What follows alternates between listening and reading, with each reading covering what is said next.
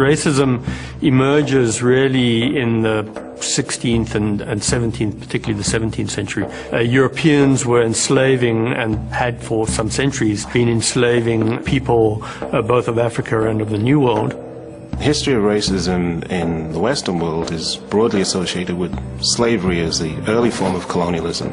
And it's in that context that something called race is created, which essentially means that certain people who are defined as non-Europeans find themselves ruled and governed by Europeans. For people in America in the 17th and the 18th century, race was a fact of life. And I think that racism is something that comes out of that interaction of necessity. This isn't people cooking up racism in their laboratory or in their study and then going out into the world to apply it. In a sense, white people, and blacks and Indians, worked out their ideas of race in proximity with each other on the hoof. The British don't become slave traders and slavers because they are racist. They become racist because they use slaves for great profit in the Americas and devise a set of attitudes towards black people that justifies what they've done.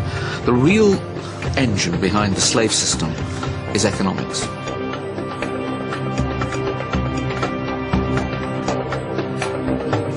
Africans are items of trade. They're things that are bought, that are sold, that are bequeathed, that are inherited. They're like other items of trade. And once you've got that established, both on the slave ships, of which there are thousands leaving British ports, and once you've got that established on the plantations, and once you've got that established as a basis for expanding British wealth, how can you argue that somehow or other the great inferiority of black people isn't built into fundamental cultural values of the British?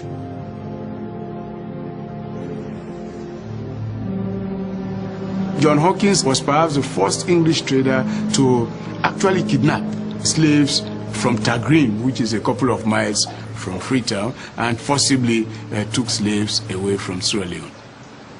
The sad thing is that this man was even made a knight. When we were in school, we read about Sir John Hawkins as if he was such a good person, he was such a righteous person, somebody who had contributed positively to, the creation of the British Empire. It was only much later that some of us learned with regret that, in fact, he was not only involved in the slave trade, but he actually captured, slaves. He established places down the quay, down by Government Wharf, what we call Government Wharf now.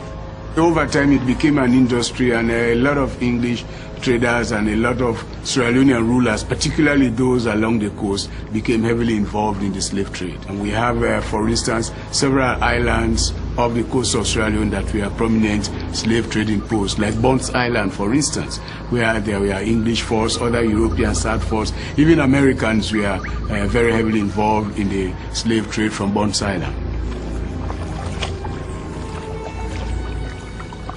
We say that come for buy. The number there, in a group iron, the number we want, he take come.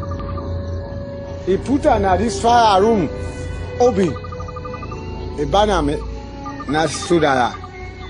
And of course, we know the way they were taken, captured, tied up, chained, and thrown into the ships. So it was a very bad experience for the slaves from the moment they were captured up to the time they reached the so-called New World. And then those who survived and did arrive,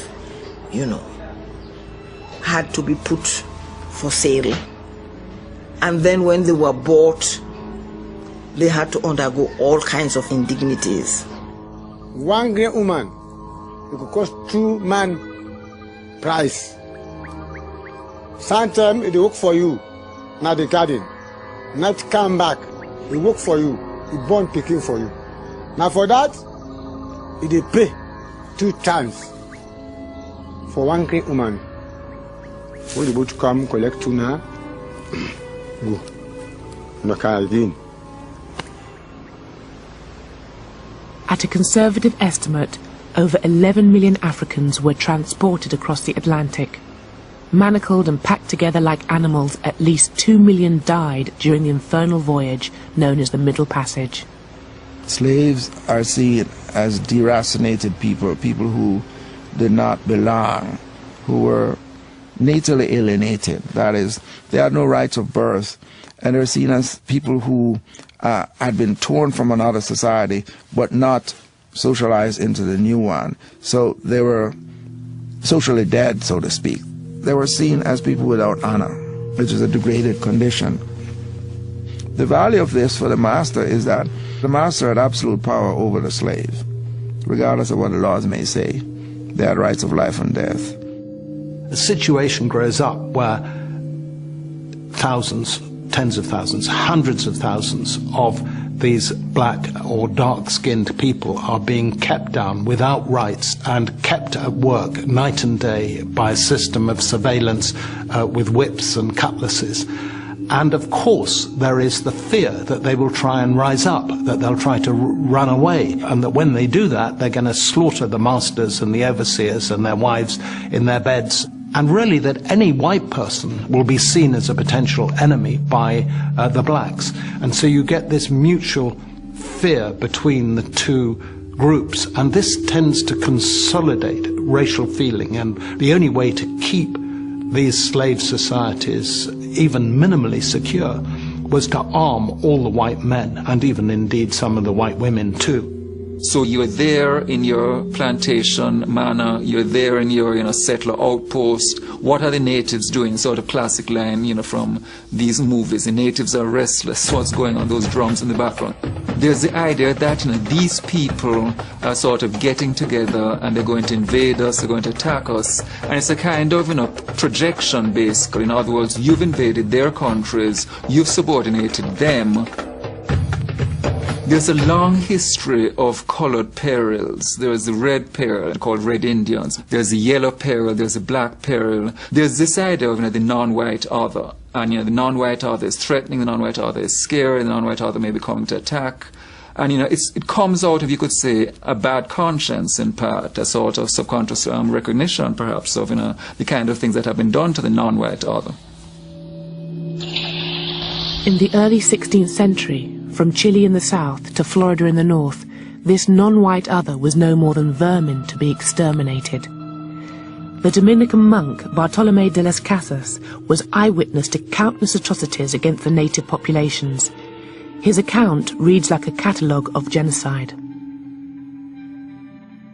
The mainland in the region known as Florida. The Spaniards murdered many, as is their custom, in order to strike terror into the hearts of these people. They made their lives an utter misery, treating them as so many beasts of burden. In another large town, the butchers put the whole town to the sword, young and old, chiefs and commoners, not even the children were spared. The butcher-in-chief arranged for a large number of natives in the area to have their noses, lips and chins sliced from their faces. They were then sent away in unspeakable agony and all running with blood, to act as walking testimony to the great deeds and holy miracles performed by these dauntless missionaries of the Holy Catholic faith.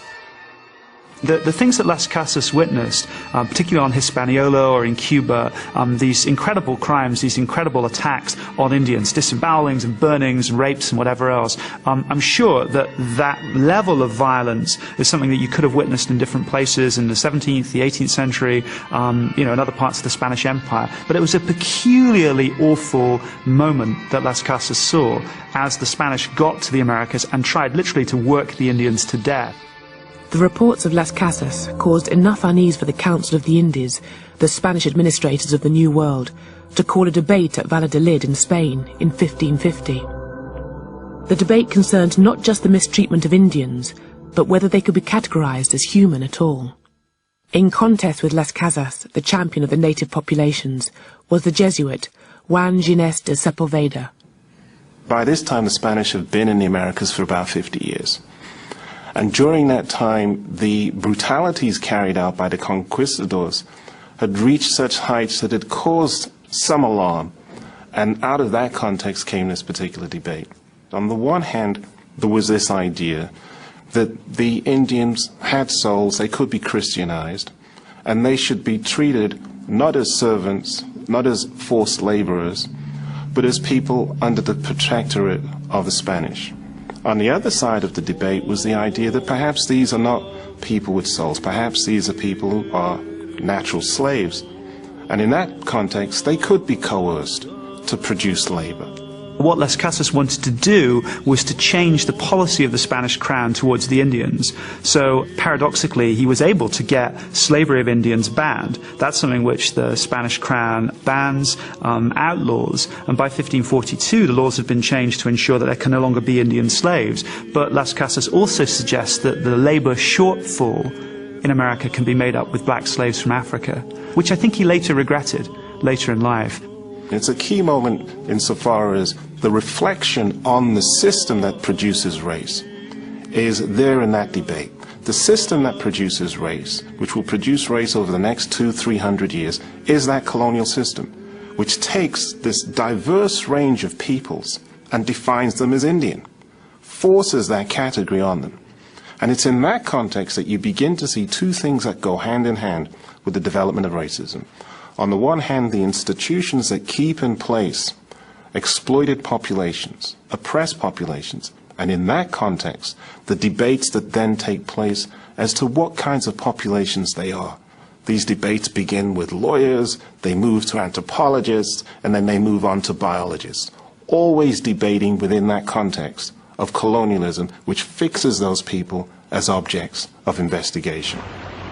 Thursday, 11th October. Thus far and no land. Another 12 hours will decide.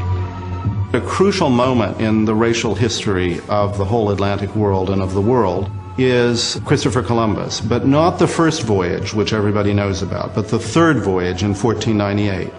Columbus sailed south to Sierra Leone, where, as he noticed, the people are very black, perfectly black. And then he sailed due west from Sierra Leone, and he wound up near Trinidad and the northern coast of South America. And he reported that the people there were white with blonde hair. And that shouldn't have happened according to the prevailing theories of skin color in the whole classical world in the medieval period. What happened with Columbus is that people started to realize that you could stay on the same latitude and get radically different skin colors. And if that was the case, then there had to be some other explanation for skin color other than geography. So that's where you begin to get the emergence of biological theories of difference in skin color. And that leads eventually to racist theories of differences in skin color. And so a view emerges, originally identified as pre-Adamism, that maybe there are multiple origins, and that less civilized, more primitive human beings have an origin that is not accountable for by a biblical narrative, but are closer to the animal world. And that view then develops into a view called polygenism, that is multiple origins. When Europeans first encountered chimpanzees, they were really struck by the similarities between what we now call chimpanzees and humans. But they called chimpanzees drills. And one of the questions that John Locke talks about in his essay concerning human understanding is the question of whether human beings have mated with drills. So the question that gets increasingly asked in the 17th century is, are African peoples what we would call the same species as Europeans? And Locke has real questions about whether we can say that they're the same species or not. And one of the explanations for African people that you start hearing in Barbados, for instance, the English colony on Barbados in the 17th century, is that black Africans are produced by the sexual union of a chimpanzee and a human being. So they're not really human, they're half animal. And this gets bound up with a whole series of prejudices about the animality of Africans, their bestiality, their sexuality is animalistic. Even in the 20th century, you get all sorts of claims about jazz music being animalistic. These are prejudices that begin to be ingrained in European culture in the 17th century in the context of what we think of as major scientific or philosophical texts. And literary texts too. In The Tempest, whichever way you interpret Caliban, Shakespeare's weird hybrid reinforces the idea that slaves are not fully human. Shakespeare doesn't quite know how to figure the hewer of wood and drawer of water. Is this the working class? Is this the proletariat?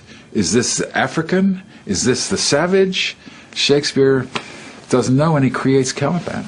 Thou poisonous slave, got by the devil himself upon thy wicked dam, come forth! In The Tempest, it seems to me pretty clear that Shakespeare imagined Caliban as a black slave. He has an African mother and a black devil father, and that in some ways Caliban is the first representation of the rebellious, sexually obsessed, violent, ignorant black slave. I have used thee, filth as thou art, with human care, lodged thee in mine own cell, till thou didst seek to violate the honor of my child. Would it have been done? Thou didst prevent me. I had peopled else this isle with Calibans. Shakespeare presents him as somebody who will be tricked by a few baubles, not crystal meths, not crack cocaine, but by a few trinkets and some booze.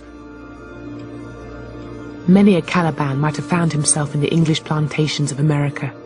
In fact, The Tempest was partly inspired by the story of a ship which ran aground on Bermuda, where the crew then mutinied. The Sea Venture had been bound for the plantations of Virginia, a slaveholding colony in which Shakespeare himself had a financial investment. The economic notion of the plantation as a large site of agribusiness and of a large cooperation of human labor for the arable field begins in Ireland, begins in Ulster. Of course, it was a London merchant house that wished to plant dairy and to start the plantation of Ulster at the very time that, at Shakespeare's time, towards the end of Shakespeare's life, that the Virginia Company is establishing a colony in Virginia. The idea that the great glory days of England begin with Elizabeth, there is no successful English colony under the reign of Elizabeth. Great English imperial aggressive victories start happening in the 17th century, really under Cromwell, with the growth of the empire and the conquest of Jamaica. And that's when the English also began to perceive of themselves as part of a superior white race. Oliver Cromwell is a fierce and powerful revolutionary figure. He was a great general and commander of capitalism that transformed the Atlantic, if not the whole world. This mighty vision he had of doing God's work had begun in the fens of England, where the huge hydraulic works of Van Muden in Holland are harnessed to drain the fields. So he played a role in that, and to discommon, or to remove people from their customary lands in order to produce the riches of the alluvial plains of Lincolnshire and the Norfolk Broads. He then transforms that interrelationship, shall we say, of water and land to crossing the Atlantic and to establishing the sugar plantations. He doesn't do this alone, of course. He does it with a class of people. This is why we say the capitalist class, because they hope to capitalize the land, turn the land into commodities and then into capital, and do this through the sugar plantation in the 1640s, in the very time of the English Revolution or the English Civil War. It's an amazing story of conquest, cruelty, and God. So if you look at something like the southern states of America, up until the point of the American Civil War, the greatest amount of wealth in America was the ownership of slaves and slave labor. Now this is enormous. And it's in that process of being able to command the resources of other parts of the world, extract them for your industries and that labor, that you create this massive structural inequality. The British become well off on the basis of the slave system. Liverpool, Bristol grow to kind of extraordinary levels of material and urban well-being because of the slave system. Lloyd's of London, the Bank of England, Barings Bank, Barclays Bank, Lord Harwood at Harwood House, stately homes left, right and centre, are absolutely rooted in this slave system. But it's a slave system that needs a justification. That is the kind of racist element in it. But the real rationale for it is profit. The sort of laundering of slave profits, as opposed to simply the relocation of them in economic enterprises, is, I think, a very important part of the modern development of Britain. For example, I always think of Bristol, the development of Clifton and so on and so forth, absolutely tied to the slave profits from the 18th century, early 19th century slave trade. Slavery as it existed in parts of Europe prior to this period of the Atlantic slave trade was not particularly color-coded. Yes, the slaves in Western Europe might be Slavs, but, you know, they have the same skin color, and you couldn't tell by looking at somebody whether he was a slave or not. But, you know, by the time you get to the West Indies in 1700 or something, you can tell by looking at somebody whether or not he or she is a slave. The ancients, by and large, did not suffer from that form of race identification and slavery based on race, but they had their own version of it, which was that all foreigners, all non-Greeks, all outsiders, in principle, could be enslaved legitimately because they were inferior. It's not just people who are not Greek who are regarded as inferior in this sort of unalterable way, but Greek men regarded Greek women in somewhat the same way. So if you are male and Greek, you belong just by that very fact to superior categories.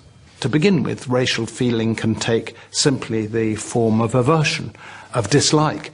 But in the case of New World slavery, what it's doing is taking the form of domination, of exploitation, something much more coherent, something much more purposeful. It's not just a casual prejudice against people who are unlike ourselves. It's a determination to use those people who are unlike ourselves. So it's this that creates the more intense racial feeling that comes out of the widespread adoption of slavery in the plantations in the Americas. In antiquity, defenders of the institution of slavery didn't rely on ideas of racial inferiority or skin colour to justify it, but the ideas of one of the great thinkers of antiquity, who was much quoted in the Valladolid debates, would be adapted to the context of New World slavery. Aristotle, if I could use an awful phrase, is the nigger in the woodpile, because his views were looked back to from the later medieval period onwards and cited because Aristotle was regarded as, though unfortunately he wasn't a Christian, he lived too early, nevertheless he was the next best thing. And if he said slavery was a natural phenomenon, then it probably was. But it's very important to be clear that Aristotle was not speaking in terms of external racial characteristics, colour. Genesis chapter 9, verse 25. And Noah began to be a husbandman, and he planted... An authority even greater than Aristotle's was invoked to justify slavery: God and his good book. Genesis chapter 9, verse 25 was interpreted by Christians as divine authorization for trafficking in slaves and the ownership of plantations. And this is kind of a funny story, and from our perspective it seems sort of ridiculous, but this was taken very seriously indeed. After the flood, Noah gets out, there are still waters all around, and so Noah decides he's going to set up a vineyard. Noah gets drunk. He has 3 sons, Japheth, Shem, and Ham. Ham goes into Noah's chamber while he's lying in this inebriated state, and then takes off the sheet, looks down at Noah, and then calls in his brothers. And Ham, the father of Canaan, saw the nakedness of his father. And says, "Look at our father who's lying naked," and tries to get his brothers to laugh. When Noah comes round from his stupor, he's furious, and he pronounces a curse on Ham's descendants. And he said, "Cursed be Canaan, The servant of servants shall he be unto his brethren. So he says that Ham's son, who's called Canaan, will from then on be cursed in perpetuity, and he'll be a slave to the other two brothers, Shem and Japheth. The curse of Ham was not specifically black from the beginning. There was a medieval writer representing the lords of the manor saying the peasants are the descendants of Ham, and that's why they have to serve. The word slave originally originated from Slavic. These were people who had been captured on the eastern frontiers of Europe, and it was not until about the 15th century when the Portuguese in West Africa began to specifically identify Africans with the curse. But the idea is that one branch of the human family has been enslaved because of this curse, which Noah pronounced on Ham. It's a kind of one-size-fits-all oppressors story, because you can decide whatever group it is that you want to enslave or oppress are the descendants of Ham, and therefore you have a biblical justification for your mistreatment of them. Christianity it does different things at different times. In other words, there's certainly a strand of thinking in which people justify slavery by arguing that it's bringing people in Africa into Christianity and so forth. Christianity is just one aspect of a number of different systems of thinking that would create the colonial basis for the kinds of knowledge which will be used to define non-European populations. So you move from Christianity to liberalism, to notions of humanitarianism, to capitalism. All these kinds of interventions are part of trying to manage and make sense of what the colonial enterprise is, without questioning the colonial enterprise, without questioning what Atlantic slavery is. Christianity's role in slavery is very complex. For most of its history, it basically accepted slavery as part of the order of things. In a way, the parallel would be the attitude towards a homeless person today. I mean, we see it not as a sin or as evil, but as an unfortunate situation. And this continued right up to the middle of the 18th century, when a truly radical change took place in which some Christian thinkers began to see slavery as a sin.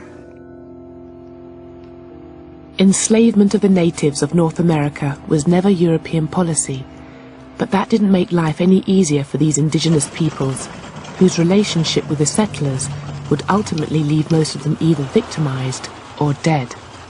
If you look at Native Americans from their perspective, when white people arrived, they were a disruption, they were shocking, and they were surprising in all sorts of ways. But for many Indians, they simply looked at them as another rival group. And this is one of the interesting facts about 17th century American history. From Indians' perspectives, whites were in a way a bit similar to other rival Indian nations. So perhaps you'd trade with whites, perhaps you'd make war with whites, perhaps you'd ally with the whites against another Indian nation. Indians didn't see things in white and red, if you want to put it that way, white and red terms, because the white settlements weren't powerful enough until much later in the 17th century, even into the 18th century. So they didn't see this as an invasion, as a form of genocide, in a way that would unite them as Indians against white people. The ways and thoughts of the white men are strange. But for all that our skins are of different hues, we are friends, Chingachgook. You could talk about the 18th century as a 100-year period in which Indians increasingly realized that the battle is between them and white people. And in 1763, when it became clear to a host of different Indian groups in the Midwest that the wind was changing, they launched a rebellion. It was led by an Ottawa Indian named Pontiac, laid siege to the British fort at Detroit. He didn't succeed in destroying the fort, but he got the people there very scared indeed. And it made London aware of the problem of managing Indians, especially in the Midwest. And one of the most extraordinary things that happened is that George III declared in the autumn of 1763 a line of proclamation. That's what it was called, the line of proclamation, which forbade any white settler from settling beyond the Appalachian Mountains without his explicit permission. So effectively, the idea was to put the brakes on white settlement to preserve British trading relationships with the Indians. But of course, the irony here is you've got tons of white settlers moving to America looking for land. So in effect, in 1763, this royal proclamation creates a new tension between ordinary white settlers on the ground and the Crown. And it's definitely one of the contributing factors in the American Revolution. White settlers believe after 1763 that the British government doesn't support them, and instead it backs the Indians. And after the American Revolution, or in the process of the American Revolution, the gloves really come off for white Americans, and the new United States is not an Indian-friendly nation in the least. Native Americans were in an impossible situation. Side with the British, whose stronghold was Fort Detroit, and they risked the wrath of the rebel colonists based in Fort Pitt. Side with these Americans and their militiamen, and they would invite merciless retribution from the British. And as for trying to stay out of it, even if you were in Pennsylvania, a state founded by Quakers upon principles of Christian brotherly love, this too could have fatal consequences. Now, one group that didn't pick one side or the other were the Moravian Christian Indians, who were gathered in 3 little communities, the most important of which was called Gnadenhutten. These Moravian Christians, there are maybe 100, 150, had tried to stay out of the war. They weren't hostile Indians. They had adopted many of the customs, the equipment, the technology of white people. They read the Bible. They sang hymns. They were, to all intents and purposes, the dream model of people back in the 17th century who wanted to convert and civilize Indians. And then a group of Pennsylvania militiamen arrived. When they had taken everything that they had that could be construed as a weapon, you know, tools, axes, whatever, that the Indians had, which could be used against them, the militiamen got together and decided to kill every one of them. So every single Indian, in fact the majority were women and children. I think there were around 30 men, so the rest, 60 or so, were women and children. All of them were massacred. They were brought in pairs to a hut where they were hit over the head with a cooper's mallet. And their brains were dashed out without any regard to their obviously being non-combatants. And at the end of the massacre, the white militiamen who'd committed it melted away. There was never any legal action taken against them. And their argument was that these Indians had tools with writing on them, or they had books, or they had implements they could only have stolen from white people. And that's the tragedy or the irony of all of this. In a way, the things that showed that those Christian Indians were civilized were used against them because these militiamen couldn't believe they belonged to them. But I think that's a tremendously evocative story for Pennsylvania, because what began as this noble experiment with white people and Indians living side by side had now turned into this most grisly kind of race war, in which the distinctions between good and bad Indian are totally erased. It goes back to one of the problems, I guess, for Americans, white settlers. What does it mean to be an American? What is there about America as a place which defines the people that live there? When the Boston Tea Party took place in December of 1773, there's protest against the tea taxes which are being imposed by London, and you get these patriots running onto these ships of the British East India Company and pouring the tea into the harbour. They dressed as Indians. Now that to me is tremendously interesting, because they dressed as Indians to prove they were American. It's as if when you get past the stage of mastering Indians militarily, they become incredibly useful culturally in articulating Americanness, the idea of being American. And, you know, there's a reason why there are cars called, you know, the Cherokee, you know, or the Pontiac. I mean, you line up the major Indian leaders, line up the major Indian tribes, and you can probably find a vehicle or a weapon named after one. You know, the Apache helicopter, you know, Tomahawk missile. You don't have to look very far to find that kind of connection. And many people have pointed out the Indian appears on the nickel, but the African appears on no coins. So the Indian was sort of a symbol of America in a way. Not the full destiny of America was to be civilized, and Indians were to become civilized or they were to die out. But they still identified with America in a way that Africans could not be. The one thing that comes to mind looking at it over a long period of time is that one of the main distinguishing features of black-white relations in the United States has been the idea of the so-called one-drop rule. Purity of blood. To be white, you could not have a known black ancestor. It wasn't always enforced, but this was the rule. Indian blood and intermarriage with Indians, going back to John Rolfe and Pocahontas, was not taboo. So that when Oklahoma became a state, it was interesting, the Oklahoma Constitution, there were a number of part Indian figures who were involved in the setting up of the Oklahoma state government when it was in 1910. And the law said there could be no marriage between whites and blacks, and no marriage between Indians and blacks. But that left Indians and whites to freely intermarry.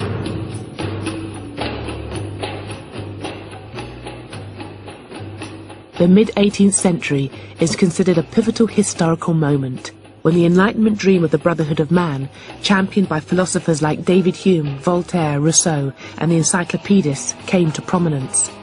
This period gave rise to the ideals of liberty, equality, and fraternity, principles that fueled the American and French revolutions. But these popular democratic principles were never universally applied. Choose any intellectual giant of the Enlightenment, and almost without exception, you will have chosen a proponent of equal rights, who really believes that some men are more equal than others. Kant is seen as, one of the most important philosophers of the modern period of the past few hundred years. And he's certainly seen as the most important moral philosopher, in that the crucial idea is this idea of personhood, and you respect the personhood of others, you don't diss other people. And yet, simultaneous with that, Kant also has these writings in anthropology and physical geography, in which he basically outlines a kind of four-tiered level of human beings. It's basically a racially restrictive view of personhood, that a prerequisite for being a personhood is basically being white. It's only the European tier, the sort of top tier, who have what it takes to become full persons. And Asians, one rung below Europeans, blacks, one rung below that, Native Americans. These are the tiers. Even if they're human, they're not full persons. The Enlightenment is a two-edged sword. It provided the basis for an argument for the social and political equality of all men. But at the same time, it provided the opportunity to look at human beings not as children of God, but as varieties of animal. So if you decide that certain human beings are not human, they don't belong to the same species, then of course they don't have any right to sign contracts, and they can't be part of the social contract that forms your political system. And that's exactly what happens in these early democracies, is that blacks don't have any voting rights. Many of the philosophers writing in this period played a crucial rationalizing role in justifying European imperialism, in justifying the domination of whites over people of color. So why is it then that these things are not more widely known? Why has the Kant establishment not taken up this issue? The marginalization of issues like this sort of goes in tandem with the sanitized view of mainstream philosophers. So that you represent Locke, you represent Kant, you represent Hegel, you represent these people in ways that does not address the sort of racist dimensions of their thought, and that sort of contributes to a picture of the modern period from which race has been whitewashed out. In the name of their Majesties, Ferdinand and Isabella, King and Queen of Castile, Leon and Aragon, I now take possession of this land and name it San Salvador. In spite of the atrocities perpetrated by the Spanish and Portuguese after the discovery of the New World, the colonizers eventually developed a society that allowed Europeans to mix with Indians on a scale that was unthinkable in French and English North America. But in the South, it was expedient for the settlers. They had to multiply or die out because there just weren't enough of them to go round. The Spanish had a very different understanding of the Indians than the British did. I think from the earliest moments of settlement, Spaniards tended to regard Indians as people that they could fold into their social system. Not because they were nicer people, the Spanish necessarily, but because for a variety of reasons there were fewer white people in Spanish America. Because Spain never colonized America with anything like the number of colonists that England and eventually Britain brought over. The number of Spaniards, peninsulares as they were known, people from the Iberian Peninsula that actually came to Latin America, was much, much smaller. One sees emerging in the period of the Enlightenment, in the latter part of the 18th century, as abolitionism is beginning to take root in that part of the world as well, a much more vigorous form of mixed race interaction that you find in other parts of the world. It's a different tradition coming out of Southern European colonization, Portuguese on one hand, Spanish on the other, and out of this a greater willingness to engage in forms of mixed interaction, mixed intercourse, and identified and acknowledged mixed race populations emerged emerging.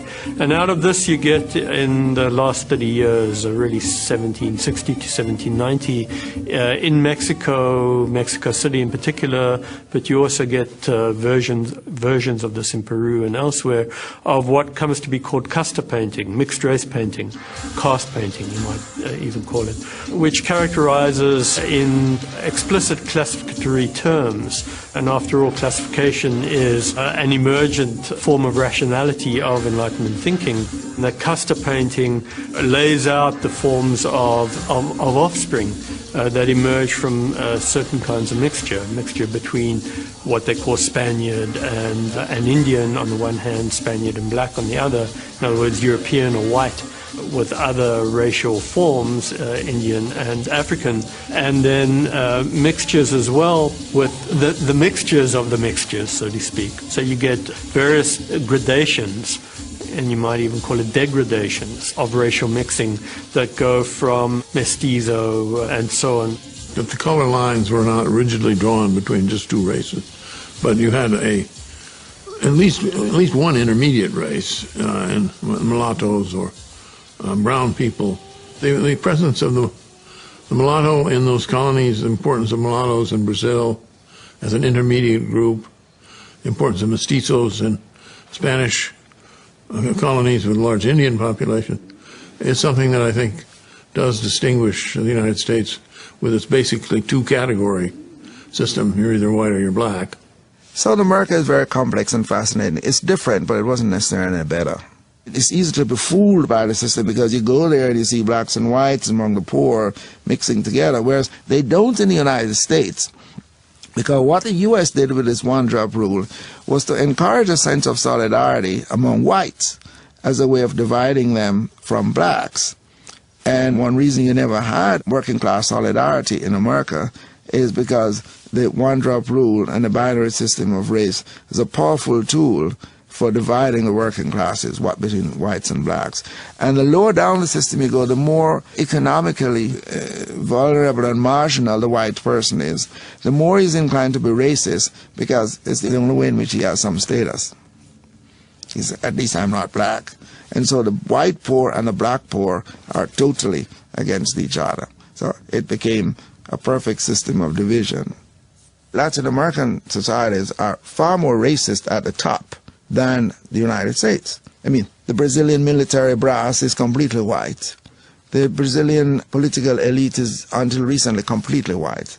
Whereas in the United States, the higher up you go now, because of civil rights laws and so on, the more integrated the population, and the American political elite is thoroughly integrated. I mean, the Secretary of State is black. You know, the Congressional Black Caucus is very powerful.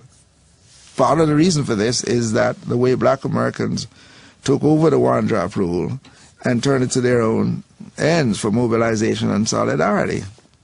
Whereas in Brazil, they go on about their racial democracy. All they mean by that is that white men were going to bed with black women and not feeling guilty about it, and producing mixed kids whom they great beauty queens. But the system remained viciously unequal. Brazil is the most unequal society in the Western world, and blacks are completely at the bottom. So it's a pernicious system. It's apartheid without apartheid laws. And at the top, it's thoroughly racist. If contemporary democracies can be called racist, then it should come as no surprise that over 200 years ago, a very early democratic experiment in Sierra Leone went badly wrong. Freetown became the home of the black loyalists, ex-slaves who freed themselves by fighting for the British in the American War of Independence. But their freedom turned out to be very limited because of the dictates of their former British masters. To some extent, what's interesting about Sierra Leone is how accidental the whole story is. These people, in a sense, have become refugees and have become British because they'd actually crossed the lines during the American Revolution to fight for the British. So in 1775, the British governor of Virginia said that if black people who were slaves would cross lines, would leave their plantations, leave the Americans, if you like, and fight for him, for the British, they'd win their freedom. But the British weren't committed in any deep way during the American Revolution to racial equality or even to emancipation. It was a strategic military move. When this colony was established in 1787, it was meant to be a free colony. but for a variety of reasons it didn't work that way. The problems with the colony inhabitants really came to the forefront with the arrival of the Nova Scotian settlers. These were blacks who had helped the British during the American War of Independence, and they had been promised some land in Nova Scotia. They were called the Black Loyalists. Many of the promises that the British made to them were never fulfilled. The tragedy of Sierra Leone in the 1790s is the difficulty, the almost impossibility, I guess, for whites of letting black people run the colony. I mean, it was constantly run by or overseen by white people. And black people, I think, didn't think that's how it was going to work out. They imagined they'd have much, much more power and authority. They wouldn't just be electing constables, they'd be running the colony. And that didn't happen. These Nova Scotian settlers that came here had all the resources that would enable them to govern themselves as an independent people. They had black pastors, they had black politicians who had mobilized them in Canada to move over to Sierra Leone. So they really had the human resource to be able to govern themselves as a free and independent people. You have a view that emerges at the same time and fuels abolitionism, the claim that those who are not European or of European descent are historically immature by contrast with those who are European or European settlers. Europeans see themselves as having the obligation, the burden to civilize. So I think it's still with us today. One sees it in relation to the invasion of Iraq, for example. We will come in and teach you how to govern yourselves because you haven't been able to govern yourselves hitherto. It was really a great opportunity that was lost, because had these people been given the opportunity to govern themselves, it is possible that perhaps Sierra Leone would never have been colonized in the real sense of the word, and Sierra Leone could probably have been the first black African country to be free of colonial rule. I believe there are a few events in my life which have not happened to many. Olaudah Equiano, whose first slave name was Gustava Vassa, obtains his freedom in London and becomes a key figure in the abolitionist movement. His autobiography really becomes the transforming political document to the abolitionist movement. Olaudah Equiano is just one of the great campaigners consigned to the margins of history, while William Wilberforce is represented as the all-conquering hero who abolished slavery. However, no matter which great abolitionist you choose, you will find even greater forces behind them, from the radical Christianity of the Quakers to the workers forming what would become the trades union movement. The other thing about Equiano was he's the one who connected the artisans of the London Corresponding Society in 1792. He connected them with the steel workers, the coal miners, and the factory workers of Sheffield. And it was this conjunction of the industrial proletariat and the artisans of London which historians have often seen as the beginning of the English working class as a whole. But it was Olaudah Equiano who had brought them together. The period where you see the most solidarity between enslaved Africans and the white working class, in Britain anyway, I think were the early years of the abolition movement. Starting in the late 1780s, hundreds of thousands of Britons signed petitions to Parliament against the slave trade. And amazingly, a lot of these petitions came from workers. There were 769 metal workers in Sheffield who signed a remarkable petition to Parliament that said, in effect, you might expect us to be in favor of the slave trade because we sell a lot of the wares we make to the captains of slave ships who use them as trading goods to buy slaves in Africa, but we want to express our solidarity with our African brethren, and we are told that they do not wish to be slaves. It's a very slow movement, a kind of shifting of the kind of tectonic plates underneath Western life, late 18th century. And the shift is, Enlightenment writing and kind of changes in theological views. But those small tectonic changes produce tremendous changes above. And one of the things that they do is to open to question the very existence of the slave trade and slavery. The decisive event that affected all of culture at the time has to be the first successful slave revolution in human history, and the successful break from European imperial powers and that's the Haitian War of Independence that breaks out in August 1791. It's one island, originally colonized by the Spanish, who effectively abandon the western portion of the island, which the French squat on and eventually create their own colony on, which they call Saint-Domingue. The other thing I think just to remember is that this was the most successful colony in the Americas. I mean, we think of it today as it's a poorest nation in the Americas. It's always talked about in those terms. At that time, it really was the richest site. It wasn't a nation of its own, but the richest colony in the Americas. The productivity was enormous. So for every, in a sense, empire in the Americas, in a sense, had their eye on it, would have loved to be able to take control of that sector of the economy. The beginning of the revolution happened really in the northern plain of Saint-Domingue, which really was this extremely industrialized zone in which there were these enormous sugar plantations. That's really where the revolution began, and I think that's important to remember as well, that these plantations, which were some of the most industrial sites in the world at the time, in terms of the combination of both of agriculture and production, generated this revolution. It came out of these plantations. The first stage of the revolution in 1791 was essentially about the slaves establishing control over these plantation domains. They transformed these wealthy plantations into their camps. One of the most interesting things that African historians have suggested about the revolution is that one of the reasons it may have succeeded is that there were huge numbers of men who had served in armies in Africa, who had been soldiers in Africa, who had been enslaved as a result of after participating in wars in Africa, and they brought their military experience to Saint-Domingue. 1793, Britain and France went to war, and Britain saw a chance to do two things in one go: to seize this very wealthy territory for itself, away from its enemy France, and to suppress the slave revolt before it could spread to Jamaica, which was very close by. Huge British force headed for Saint-Domingue, and for 5 years they fought the rebel slaves there, who came under the leadership of Toussaint Louverture, the great Haitian leader, and they lost. The attempted repression of that revolt involved hundreds of thousands of English boys and young men who were shipped off to Haiti.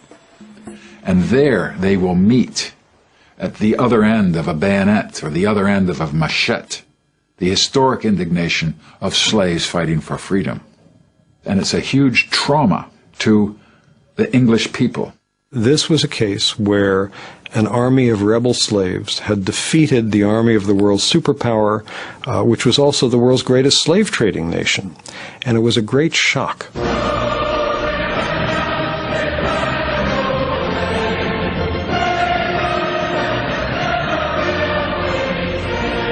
The same can be said of the French, right, who have also, who later lost against essentially the same troops when they tried to reestablish slavery. The British defeat was, in a sense, presaged the defeat of Napoleon's troops that would follow a few years later. This revolution seemed kind of unthinkable for a lot of thinkers. I mean, the idea that this was happening in some ways, the idea that slaves would become generals and leaders of a revolution and would defeat these armies, it was just really hard to kind of fit into what they believed and what they saw. Now, a lot of people, of course, did think about it and brought it into their reality. But I think it challenged at the time and continues to challenge so many of our notions about where history is made, how history is made, who are the central actors in history. This is really one of the foundational moments in the history of not just the Americas politically, but in democratic theorizing, of philosophy, of thinking about what rights are. So not only do you have a challenge to racist ideas that kind of consign people to the margins of history rather than placing them at the center, but you also have to rethink, I think, a lot of broader narratives about Western history. What's interesting about the Haitian Revolution is that it's the only revolution with the only constitution that outlaws slavery and outlaws discrimination on the basis of race. Now that is historic. That's not in the Bill of Rights in the US. It's not part of the unwritten constitution of the British Empire. But it's part of that history of opposing racism, which actually comes from the enslaved themselves, and not from the so-called humanitarian efforts of the abolitionist movement, which couldn't have been successful unless the slaves themselves were making slavery unstable. The cost they paid for it was a terrible one, because there was this international boycott of Haiti, and in the end they had to pay reparations. So it's not that reparations were paid to the slaves. They had to pay reparations to the French for property expropriated and so forth. I mean, one of the reasons that Haiti is today the poorest country in the Western Hemisphere comes out of this, that they do this tremendous historical feat. So here's the only successful slave revolution in history, and basically, okay, we are going to make sure that the contagion of your example does not spread to the United States, does not spread to Latin America. We're going to isolate you, we're going to quarantine you, we're going to make you pay. Slavery itself isn't abolished in the British Islands until 1833. And indeed, there are still Africans carried across the Atlantic to Cuba and Brazil, illicitly, more than 1 million. And slavery doesn't end in America till the Civil War, it doesn't end in Cuba and Brazil till 1888. The sad truth of many situations like this, where there's a huge change on paper, a huge change on paper doesn't change people's material conditions of life. Because what happened was British slaves finally became officially free, August 1st, 1838, but for almost all of them, there was no work available except continuing to cut sugarcane. And now they suddenly found themselves having to pay rent to the planters for the miserable huts that they lived in, and taxes to the government. And there were also all kinds of other strategies used essentially to prevent former slaves from gaining access to land, to prevent them from gaining access to the cities, to prevent them from gaining access to the professions and so forth. So there were all kinds of other strategies, all of them really largely tied together by a broader racial order that also kind of sustained a certain kind of subordination without slavery. Many of the abolitionists could see that it was unjust and it was cruel to perpetuate a system where people were enslaved and degraded. But that did not necessarily mean that they saw those people who were degraded and enslaved as civilized like them. So there is a disconnect. And it's a disconnect that has to be marked and given some significance, because historically we often think that abolitionism was like an anti-racist movement. It wasn't an anti-racist movement. Britain moved out of slavery straight into a wider and deeper colonial empire. I think it's important that the British try and temper their sense of themselves and the sense of their past with an awareness that their history is not all drums and trumpetry. It's not all the kind of glories. It comes with a rather dark stain to it, a rather dark side to it. What's Rule Britannia about? Written in the 1740s, when Britain did rule the waves, but in the 1740s the British are carrying 40,000 Africans a year across the Atlantic. Never will be slaves. Britain never will be slaves. Of course, the end of slavery opened up all kinds of possibilities for contestation that simply were not there before. So I think the change was crucial, and ex-slaves mobilized political institutions, legal institutions, religious institutions, and were able to do so and kind of push forward. But it is striking, I think, that in a sense the struggle to really bring about a complete end or complete erasure of all the effects and legacies of slavery is still continuing in a lot of ways. Chancellor Gordon Brown has come to India to talk about trade and jobs, but instead he's having to reassure his hosts that Britain's not a racist country. I think we want to send a message, as I know most British people want. We are a nation of fairness and tolerance, and that is how I think most of the world want to understand it. His fear was that a row about Britain's past, if you like, about attitudes that many people thought should have gone and had gone, might actually hamper our future.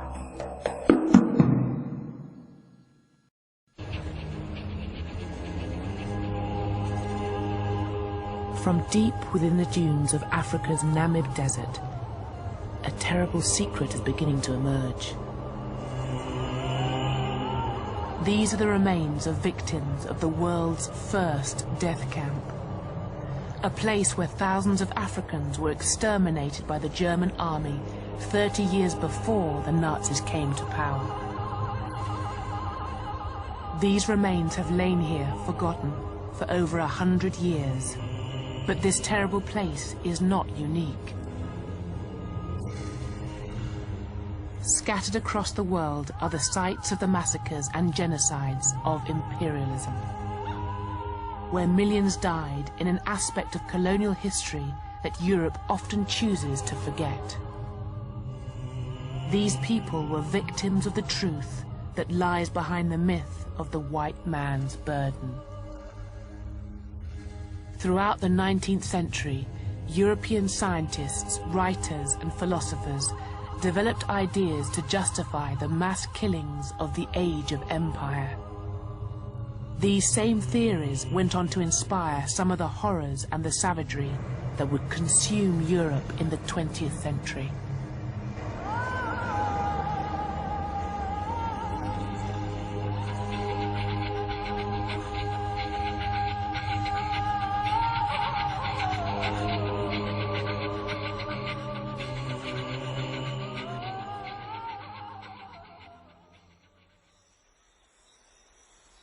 The 19th century was to end with the worst crimes of empire, but it began with a great moment of optimism. In the 1830s, in the great plantations of the Caribbean, Britain prepared to become the first nation to end slavery. 750,000 slaves across the Caribbean were about to be freed, and as Britain basked in her sense of national benevolence, it was presumed that the grateful slaves would transform themselves into a hard-working and Christian peasantry.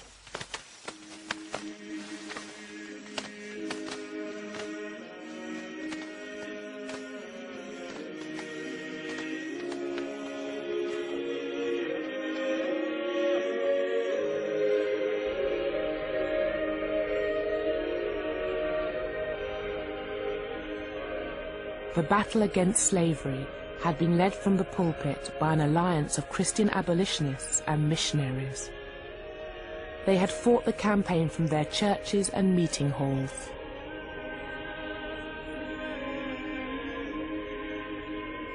In the 1830s, it was their views that dominated the national debate on race. When slavery was finally abolished, there would have been an enormous sense of elation and achievement on the part of the abolitionists. Don't forget, this was a 50-year campaign from 1787 onwards, involving hundreds of thousands of ordinary British people, petitions, etc. So that when slavery was abolished, the abolitionists had won, a sort of a sense of triumph. I think they also felt that that question, am I not a man and a brother, was answered. The abolitionist response to that great question was that although men and brothers, black people were lesser men and lesser brothers.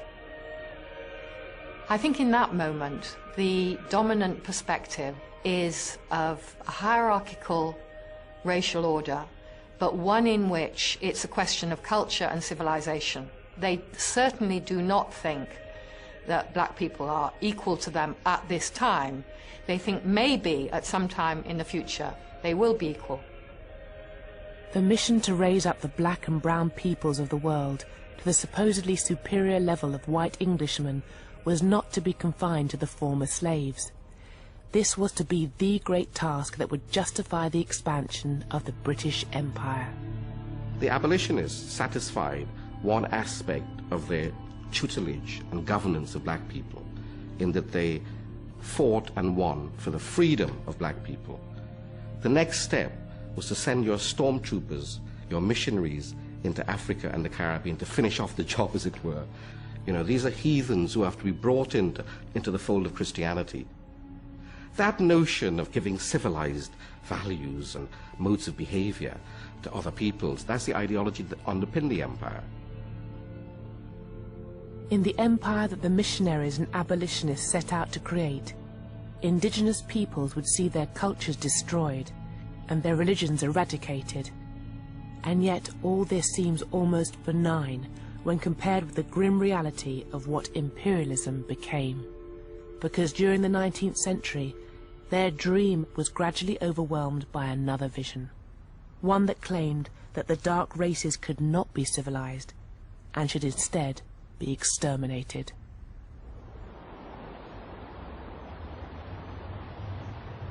The event that began the slow collapse of the missionaries' vision took place in a then little-known outpost of Britain's vast and expanding empire. This is Tasmania, on the southern coast of Australia. What the British did on this small island was to resonate down through the Victorian age.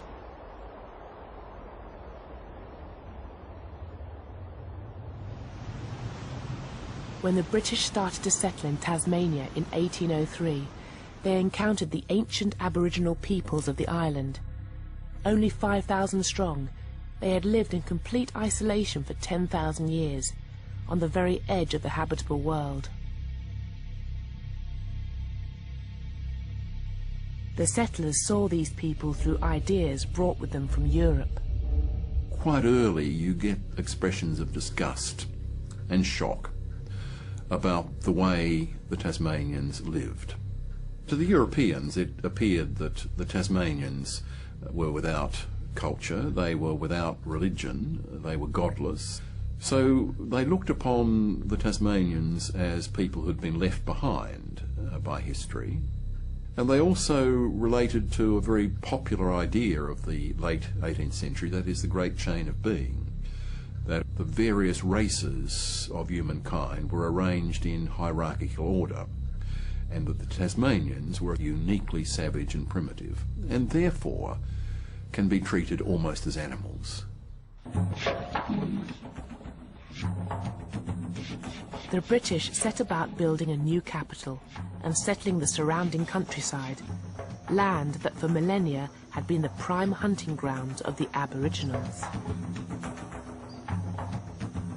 Out in these fields and pastures, far from the control of the authorities, the settlers were free to displace and abuse the Aboriginals. From the 1820s, a huge amount of Aboriginal land has been taken up, and there is this enormous struggle between Aboriginal people and whites. Of course, it's very hard to document a lot of the settler violence because they know that it is against the law to kill Aboriginal people. They are being told that Aboriginal people are British subjects, but they certainly reveal in their diaries and journals the desire to kill Aboriginal people. What became known as the Black War was a hidden conflict. The landscape itself was the only witness. The British settlers killed any Aboriginals they encountered. Whole groups were massacred. Kidnapping and rape became commonplace. The Aboriginals regularly attacked the settlers as they fought desperately to defend their land. And as the death toll rose, fear fused with hatred. In such circumstances, it was very easy, on both sides no doubt, to regard the other side as being totally subhuman. I've got no doubt that the Aborigines thought the Europeans were people totally without morality or without any restraint. Equally, the Europeans slipped very quickly into a view that these people were animals and savages. So that conflict in such a racially divided society so easily tips over into an extreme feeling of hatred. The death toll of the Black War had terrifying implications for the Tasmanian Aboriginals. The British, who arrived in ever-increasing numbers, could replace their dead. But the Aboriginals, only 5,000 strong before the war, could not. And by the end of the 1820s, they were at risk of being completely annihilated. The only man who had any hope of halting the violence was the colonial governor, George Arthur. Now, the governor of Tasmania is an evangelical. He knows Wilberforce, and he is aware that his future and his reputation depends on how he deals with this problem above all else. Now, he's already been warned in the late 1820s by the British government that the rapidly declining numbers suggests that these people might be exterminated. And were this to happen, it would be an indelible stain on the reputation of the British Empire, but by implication it would be disastrous for his career.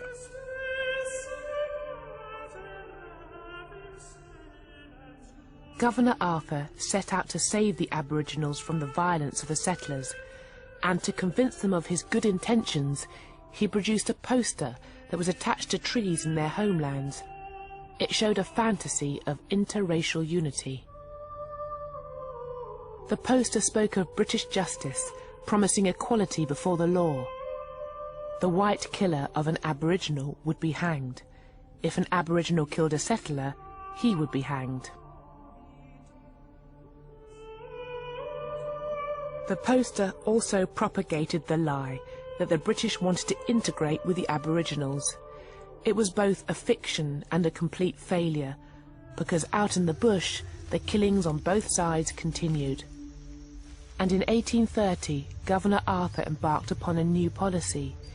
He ordered the army to sweep across the area of European settlement in an attempt to capture the remaining Aboriginals.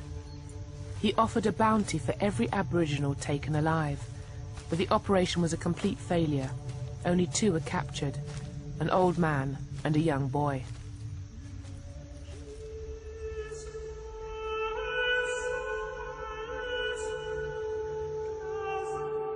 After years of guerrilla warfare, the last few hundred of the original 5,000 Aboriginals had learnt to hide themselves in the bush. Determined to save them, and determined to take their land for white settlement, Governor Arthur changed tactics. He now turned away from the army and looked instead to a missionary, George Augustus Robinson.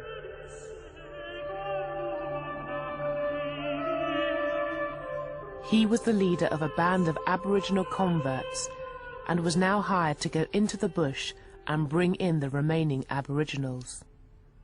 Robinson took a message that the government wanted to come to some sort of an agreement, a negotiation, a peace treaty. And that is, I believe, undoubtedly the way the Aborigines saw it. They too saw this as a way to end a conflict which they had realised they could never win. They could never get rid of the Europeans. If they stayed and fought, they would be wiped out. And Robinson and his intermediaries convinced them that they should temporarily go to an island where they will be looked after and fed, and that they will ultimately come back to their homelands.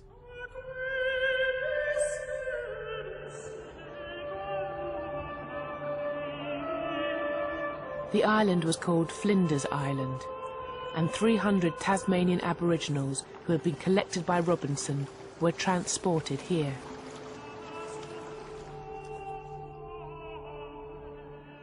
Robinson came with them in the official role of Chief Protector of Aboriginals, a job for which he was paid a total of £8,000, a small fortune in the 1830s. A settlement was constructed for them, complete with houses, farmland and a chapel. Robinson called it Point Civilization, and a local artist was brought in to paint the portraits of the last of the Tasmanians. Ginny had been captured by Robinson following the near annihilation of her people by the settlers.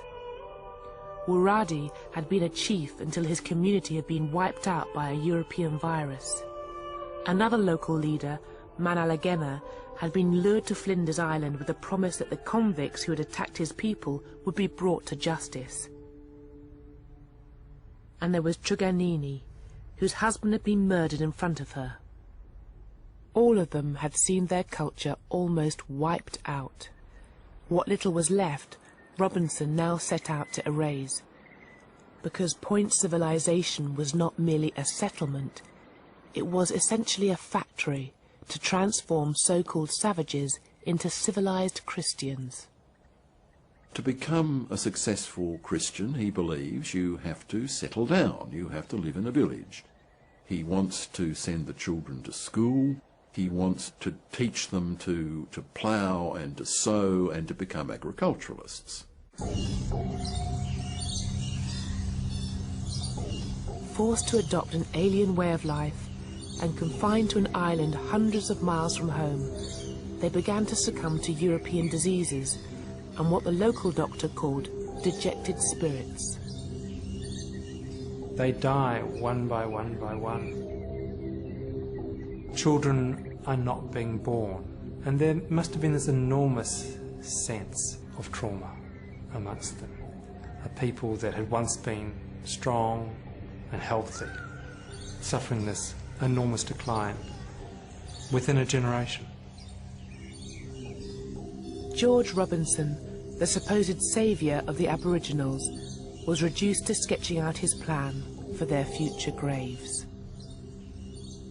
Frequently he cries with the mourners, he weeps himself, he's so moved by their fate. But ultimately he says, well, it is better that they die here, having learnt the message of the Gospels, rather than be killed in the bush by the settlers. He finds a way to ease his own conscience, so that Robinson's own beliefs, you see, protect him against a full accounting of what he was partly responsible for.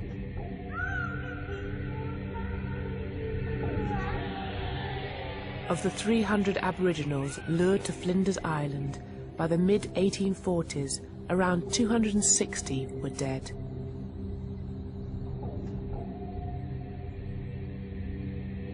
Ginny, Manalagena and Wiradi had all succumbed.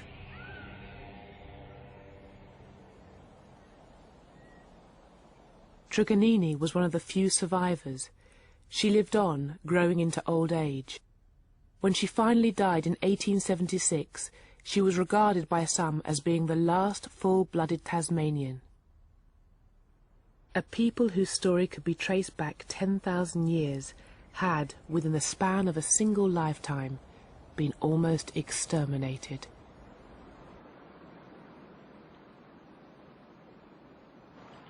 What had happened in Tasmania was far from being a unique event. Across the world, indigenous peoples were being pushed to the brink of extinction. In the South African Cape, the Khoisan peoples had been driven from their land, enslaved and killed in their thousands by British settlers and the Boers. The same forces had also attacked the ancient San Bushmen of the Kalahari, hunting them down as if they were animals. In Newfoundland, the native Beothuk peoples had been completely wiped out by Europeans. And in South America, wars of extermination sanctioned by the Argentinian government were raging against the Pampas Indians. Everywhere, it seemed, white settlers were destroying indigenous peoples.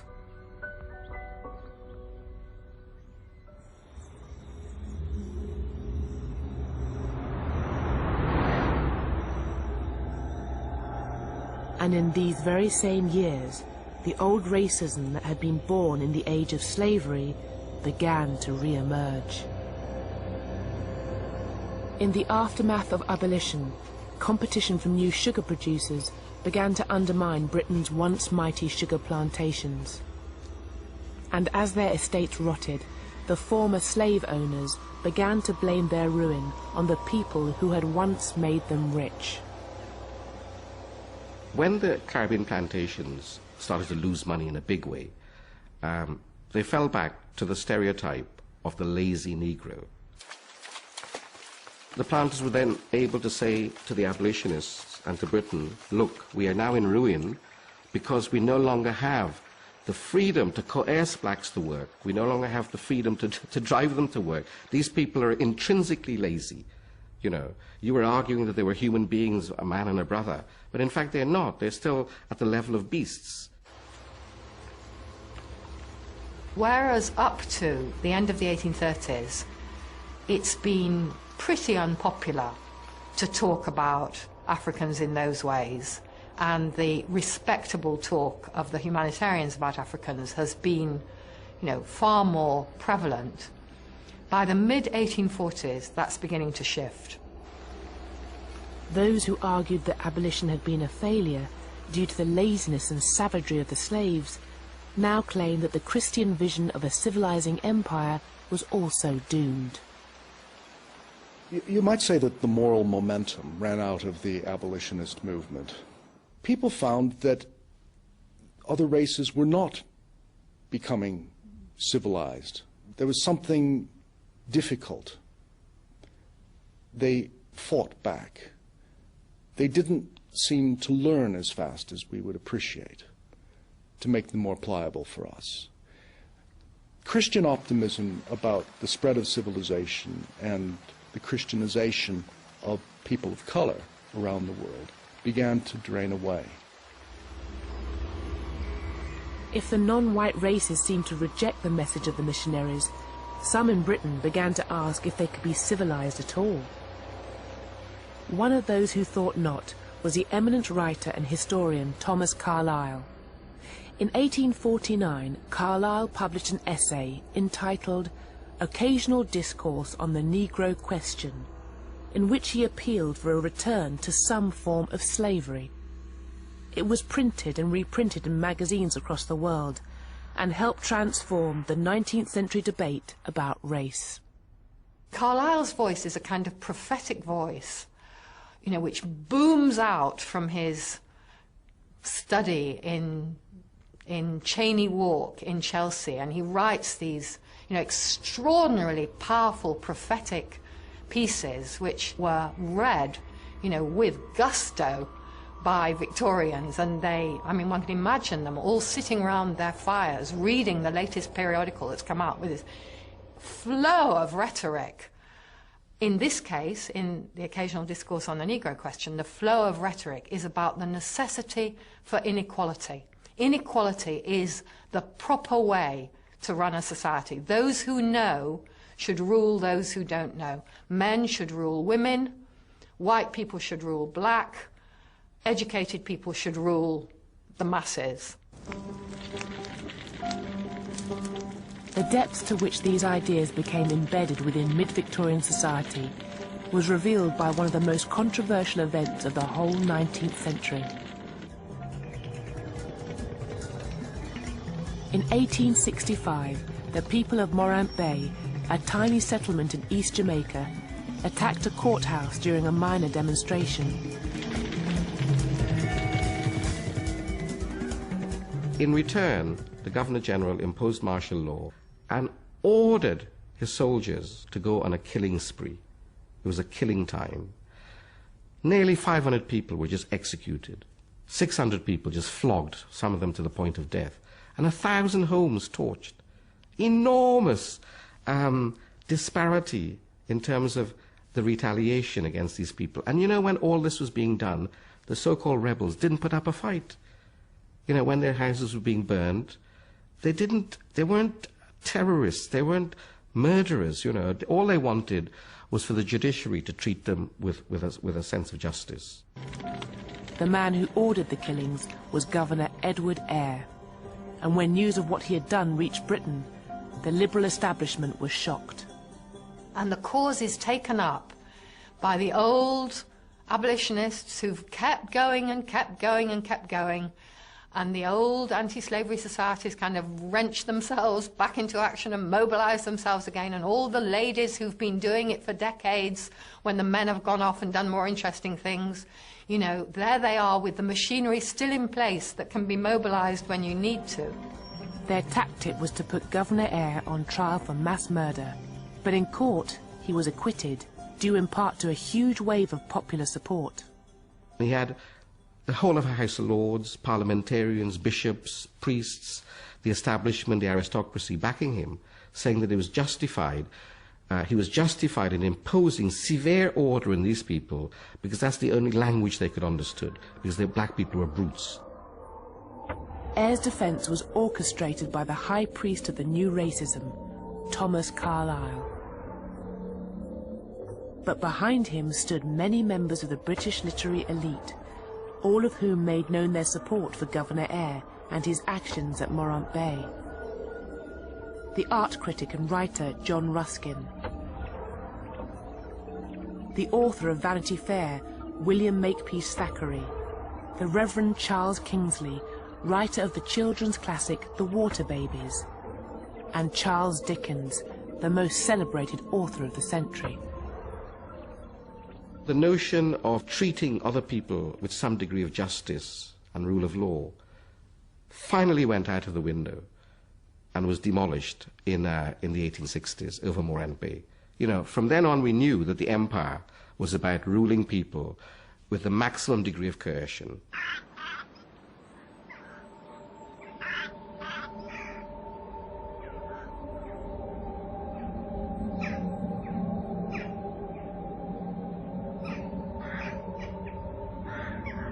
Some of the new ideas about race in the High Victorian age drew their evidence from the world of the dead. Based on the study of corpses and skeletons, the burgeoning science of anatomy laid the foundations for a new scientific racism. In Britain, the most important race scientist was a now forgotten Edinburgh surgeon. Ruined by a body-snatching scandal in the 1820s, he had fled Britain in disgrace. But in the 1840s, Dr. Robert Knox resurfaced with the publication of a new book. Race is everything. Literature, science, art, in a word, civilization depends on it. For Robert Knox in that book, race is everything. It determined your character, it determined your position in civilization, it determined your destiny. Can the black races become civilized? I should say not. He saw racial conflict and extermination happening all around the world. It was natural for him to believe that racial types were bound to struggle and that the superior races would dominate the naturally inferior ones. The Saxon race will never tolerate them, never amalgamate, never be at peace. It is a war of extermination. One or other must fall. Robert Knox was not a lone voice. In America, a group led by the renowned craniologist Samuel George Morton had begun to collect the skulls of different races and compare them. Skulls were chosen to be measured because it was reckoned that the skull was the container of the most important part of the human body, the brain. The bigger the skull, the bigger the brain. The shape of the skull, the shape of the brain. The American School of Race Scientists concluded that the races, as measured through their skulls, were so different as to be separate species. Tasmanians, Africans, American Indians were not the lower races of men. They were perhaps not fully human at all.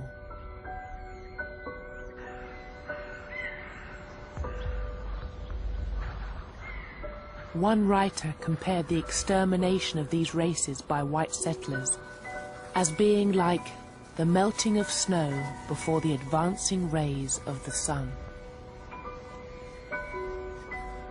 But the theory that was to have the most powerful impact upon race came not from the anatomists or the skull measurers, but from the work of one of the 19th century's greatest minds.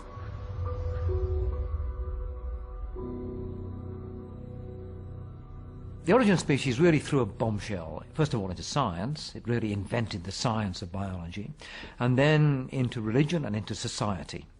And what Darwin did in some ways was to give an alibi for being a judge. If evolution had changed the races and the species of the world, why hadn't it done the same to humans? Many believed that Darwin's laws had done just that. Natural selection, they claimed, neatly explained and justified the global expansion of the great British race. Life favors a hierarchy of specialists. And you find that throughout the plant and the animal world. There are bugs on top of bugs on top of bugs, each one surviving at another's expense, each one filling a niche that another can't occupy.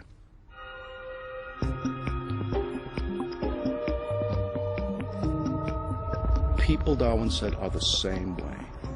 They are expansive organisms. In other words, Englishmen are just like other organisms. They are successful because they are good at expanding. Those who understood colonialism and human competition in terms of Darwin's theories became known as the social Darwinists. Men like the radical biologist Thomas Henry Huxley and the famous economist Herbert Spencer. and social Darwinism foresaw very different fates for the various races of mankind. Evolution was in operation. It was advancing the most recently evolved, the most successfully evolved, that is, the Northern Europeans, the British. But evolution also suggested that there had to be losers in this great cosmic process. And the losers were those peoples who could not compete. And once put into competition with superior races, were doomed to disappear. And this was likely to happen to all the native peoples in North America, in the Pacific, and in Africa. Across the world, the crimes of imperialism now came to be taken as proof that the social Darwinists were right.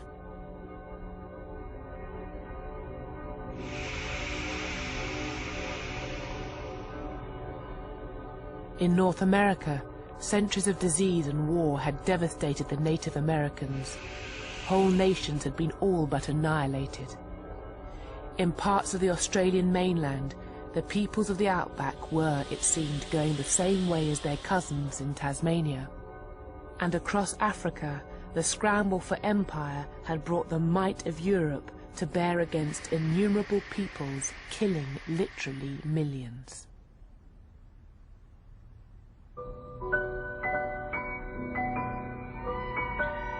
The social Darwinists predicted a future in which these races, like many animal species, would only be remembered as curios, stuffed exhibits in anthropological museums. The white man's burden and the Christian dream of benign imperialism were rendered obsolete. Old missionaries who still talked about the equality of humanity and talked about everyone descended from Adam and Eve and talked about that the truth, the only truth, came from the Bible, were seen as being extraordinarily old-fashioned, who simply had failed to come to terms with the great scientific thinking of the age. And these racial theories were not only applied in new colonies, but also in the oldest parts of the empire.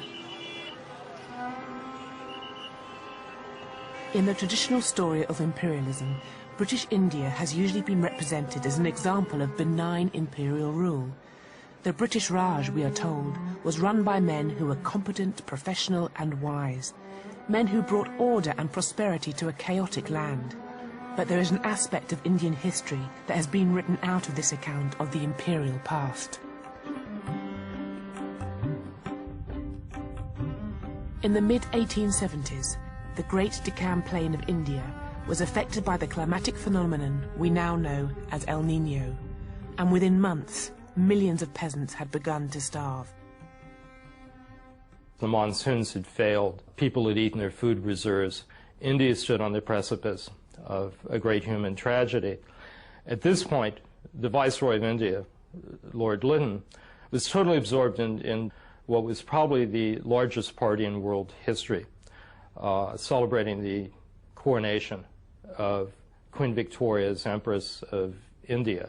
This is one of the great catering feats in history, since it meant wining and dining more than 60,000 satraps and princes and retainers and friends of the British Empire in India over the course of a long week.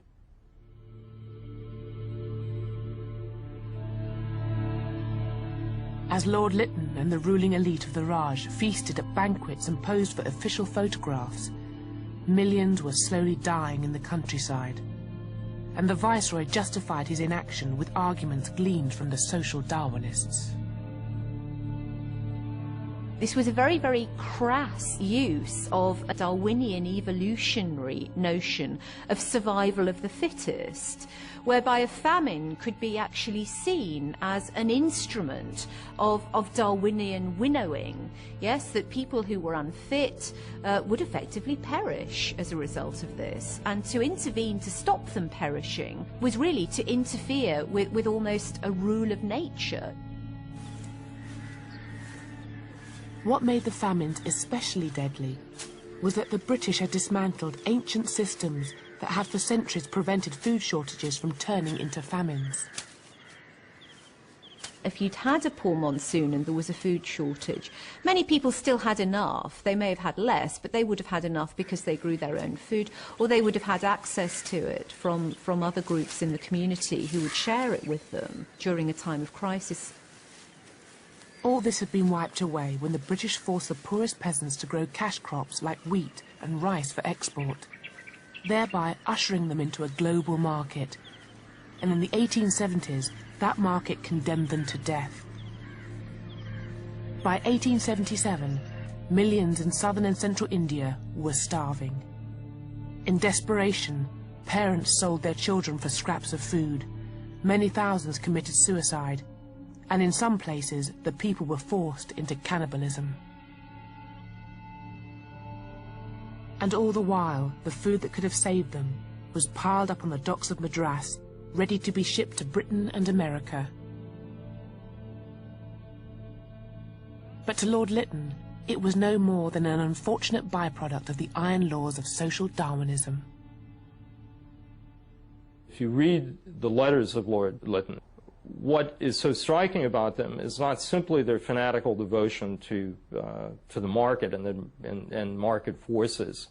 It's not simply their parsimony and desire to spend as little as possible, but the enormous calm with which they accept the fact that millions of Indians would die, because these are Indians they believe are the useless part of the population, the poorest of the poor, people condemned to death by nature.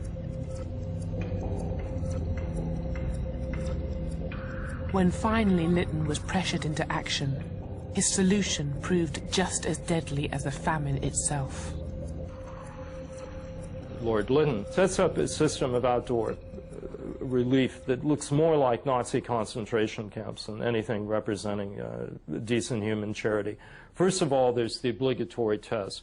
You can't be relieved, that is, given a job or food within 10 miles of your residence. You must walk, and you must walk sometimes distances of hundreds of kilometers, and tens of thousands of people die in the course of that. Then you're put to work doing heavy labor, very heavy labor, breaking stone, working on the railroads, and you're confined then to squalid camps where your daily diet is in caloric terms less than that provided to inmates of Buchenwald and other Nazi concentration camps. They become literally and simply death camps.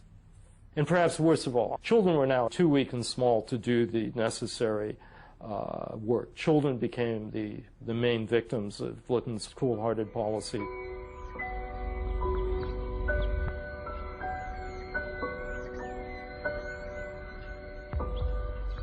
Eight million Indians died in the famines of the 1870s.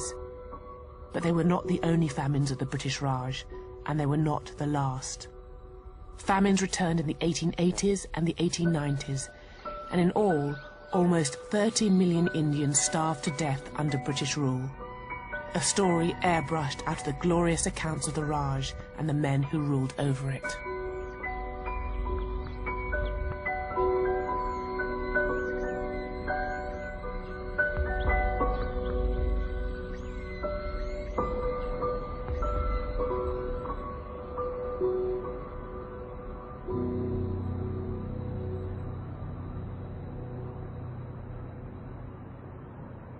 Social Darwinism had justified genocidal policies in the colonies, and in the same years it also fueled new fears amongst the British elite, fears of other dangerous races living in their midst, the working classes of their own cities. Race and class are actually very close to each other. If you look at books about race around Darwin's time, they often talk about the Cockney race, the English country race, the Scottish race. There were drawings of the head of a typical member of the Cockney race, and the word was used quite seriously. There were maps made of where the criminal races lived. These were the rookeries. This was the East End, the melting pot of all the horrors that were going to go out and infect the rest of the population. Race scientists and social reformers visited prisons to study the criminal races at first hand, and among them was Charles Darwin's cousin, Francis Galton. Galton was terrified by the fact that the underclass were reproducing faster than the middle classes. Darwinian law had, it seemed, been turned on its head. The least fit were surviving. Reversing this situation became his mission. Darwin had looked backwards, where had we come from? Galton turned the telescope around and looked forward. Where were we going? And he devoted much of the rest of his life to the idea of understanding Homo sapiens, us, as a species, and trying to direct where Homo sapiens was going to go in order to become more sapient, more wise in the future, more of a genius, and less of what he saw, more stupid, more ignorant, and more decayed. Galton designed a new science of human selective breeding. He dreamed of encouraging the middle classes to have more children and inhibiting breeding amongst the lower and criminal classes. And he named his new science eugenics. In the last decades of the 19th century, it became widely respected, attracting an array of high-profile supporters. They included many of the great figures of the late 19th, early 20th century, people like George Bernard Shaw, H.G. Wells, Winston Churchill, all of them absolutely convinced eugenicists.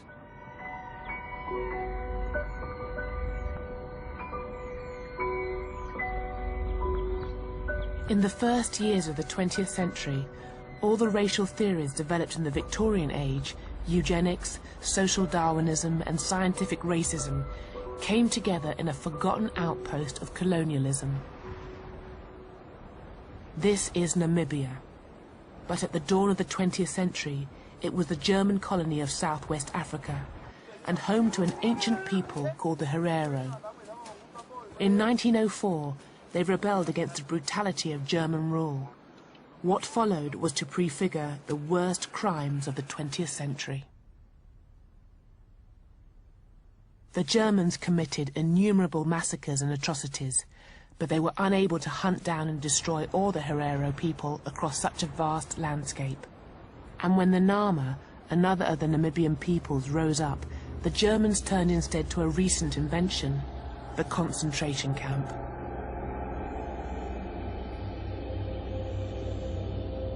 In these camps, the Herero and Nama were imprisoned and enslaved. Thousands were worked to death, others raped, beaten, or simply murdered by the guards.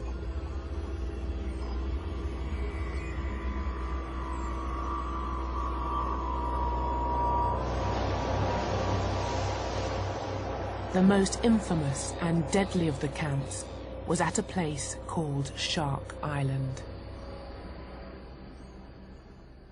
Shark Island was established for the express purpose of killing people.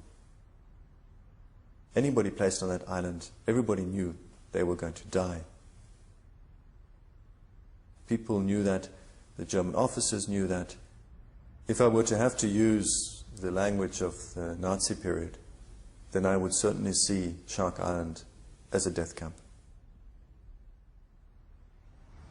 The people were band together in Shark Island from all over Namibia. Hereros, Tamaras, Bushman, Nama. And they had cool-blooded murder there. My own family, my ancestors, they were also killed there. In this desolate place, on the southern edge of Africa, 3,500 people were exterminated, with the speed and efficiency that was to become the hallmark of 20th century slaughter. The genocides which took place in Namibia in 1904 to 1909, they are the precursor to what happens in the Nazi period. They are the precursor. They have the same symptoms in the sense that you can see the bureaucratization of mass killing. And this, for me, is the central thing. This is not just killing for killing. No. It's a combination between killing and bureaucracy. Today, Shark Island is a campsite for tourists. The Africans who were frozen and starved to death here have been almost erased from memory.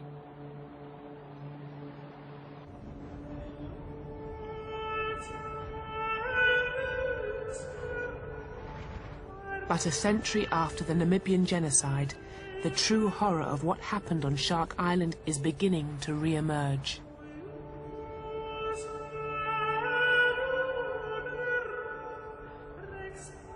In a recently discovered mass grave, just a few kilometers from the site of Shark Island, lie some of the victims of the 20th century's first genocide.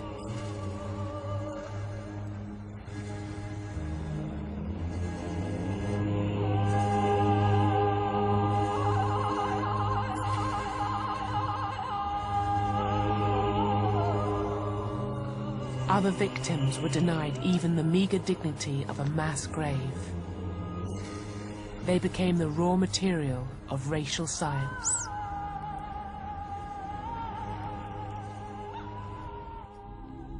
Their skulls, and even severed heads, were sold to museums in Europe and used to prove the inferiority of Africans. The trade in skulls was so accepted that it was even depicted on a postcard.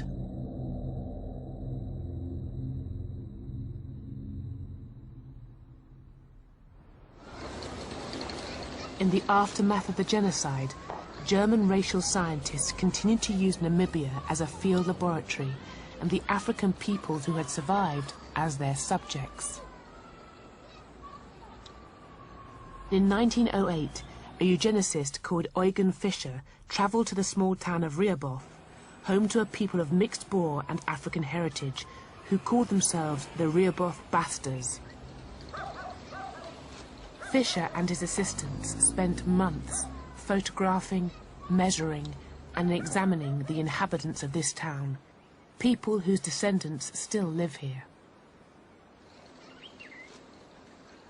The person at the bottom there is my grandfather, Malcolm McNabb, and above him is his brother, Charles McNabb. My grandfather used to talk a lot about what they did, measurements, the eyes, the nose, the lips, the ears, hair, etc. They was not aware of the nature of the experiment. Lying in the vaults of an archive in modern-day Namibia, Eugen Fischer's original files and photographs remain as he left them a century ago. They reveal his methods and also his aims. Here Eugen Fischer has lined the different pictures up next to each other to try to trace very specific facial features like the eyes or the noses. And the reason he's done this is to try to show how very specific African facial features like high cheekbones and the drawn-out eyes that represent the African genes are very prominent and become more prominent through the generations. Eugen Fischer came to Namibia to prove one basic point, and that was that racial mixing was always bad, and that the African gene is dominant over the white gene.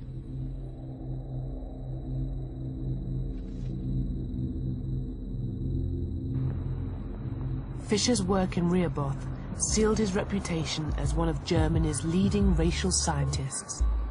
It also brought him recognition from a nation that was then experiencing the greatest influx of immigration the world had ever seen.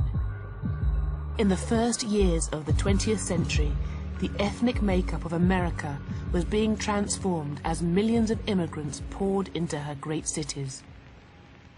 Many of those who feared that mass immigration would lead to widespread racial mixing looked to the ideas of eugenics, an increasingly powerful science. Eugenics flourished, mutated, and went out of control when it got to the United States.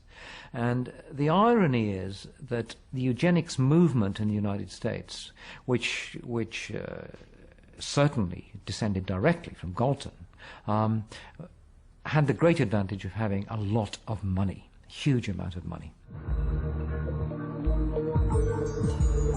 Some of that money was used to establish the Eugenics Records Office, ran by the infamous Charles Davenport.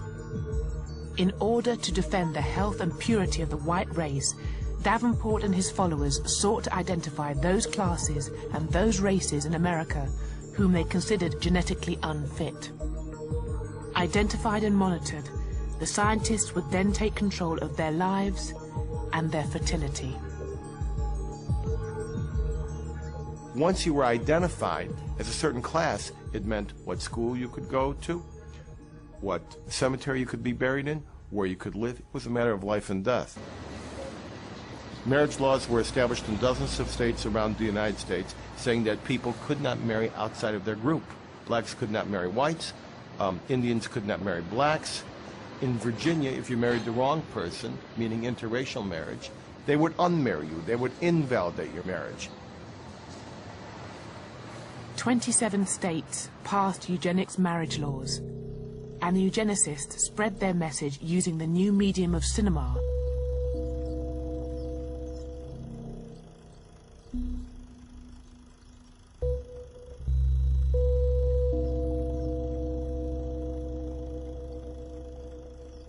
The propaganda was intended to protect the genetic health of the white race.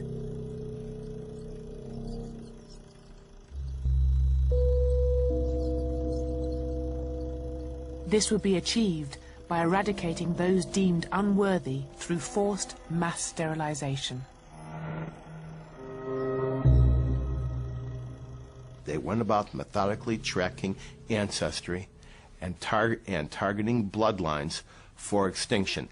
That's eugenics, the effort to create a white, master, blonde, blue-eyed master race by wiping out other bloodlines until they were left only with themselves and people who resembled themselves.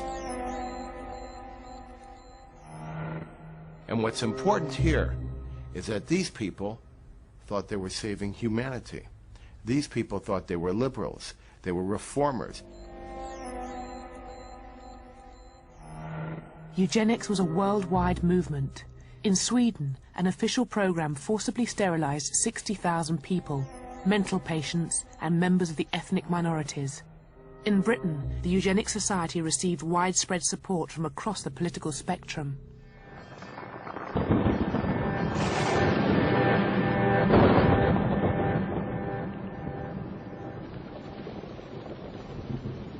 But it was in Germany that the radical ideas of the American eugenics movement found its most receptive audience. Anything connected to America would seem to be modern, progressive, scientific, democratic, reasonable, so it must be good. America was the future, the force of the future. Secondly, I think that many European eugenicists, including the Germans, liked the tone adopted by American eugenicists, which was very radical and sort of no-nonsense, and they didn't use euphemisms. They said exactly what they meant. The Americans provided more than just inspiration. American foundations also bankrolled the development of German eugenics. This was the Kaiser Wilhelm Institute of Anthropology and Human Heredity. In the 1930s, the men and women who worked here received grants from the American Rockefeller Foundation. And the leading scientist here was the man who made his name in Namibia, Eugen Fischer. Under the Nazis, Fischer was empowered to sterilize the racially mixed people of Germany's Rhineland, 400 of them, all children.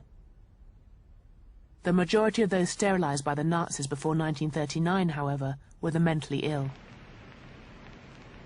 But when the Nazis began their war, they abandoned sterilization in favor of adult euthanasia, the Nazi euphemism for murder. The victims of this program were amongst the first people gassed by the Nazis, but the program wasn't restricted to the mentally ill. When they have killed the target figure of mental patients they want to kill, which is roughly 70,000 people, they slightly exceeded it. So the first thing they do then is to contact the SS, who have large numbers of what they deem to be sick concentration camp prisoners. In other words, people who might have wear glasses, or be myopic, or have a wooden leg or something.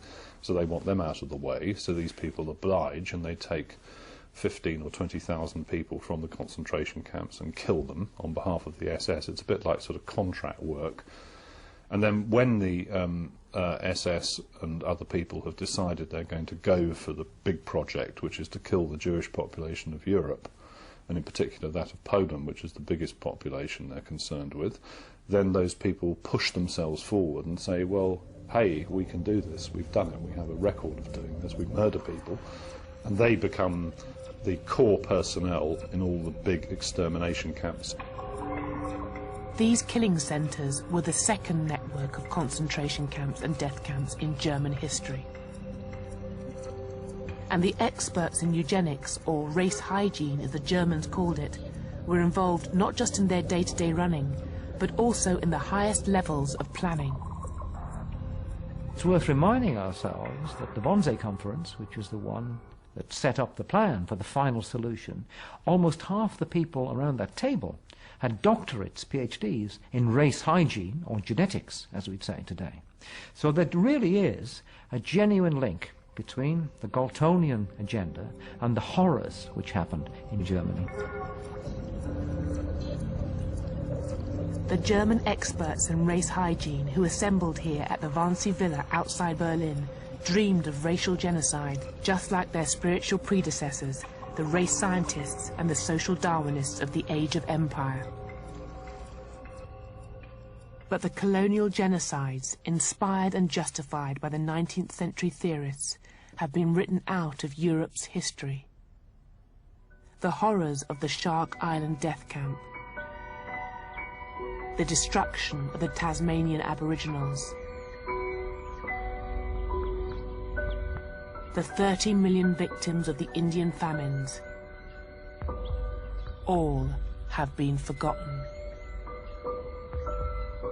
The erasure of this memory encourages the belief that Nazi violence was an aberration in European history.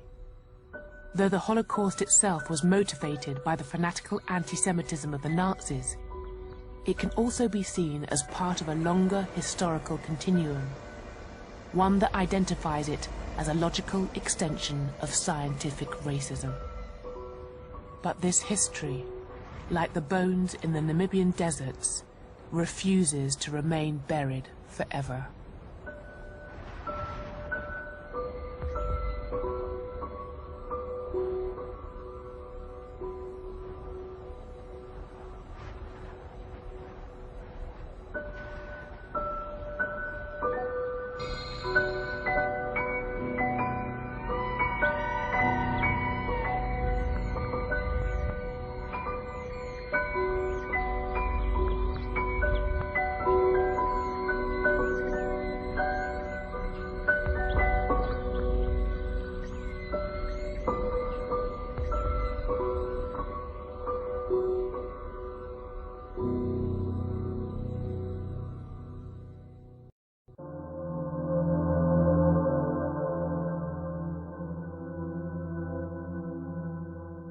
In 15 or 20 years' time, the black man will have the whip hand over the white man.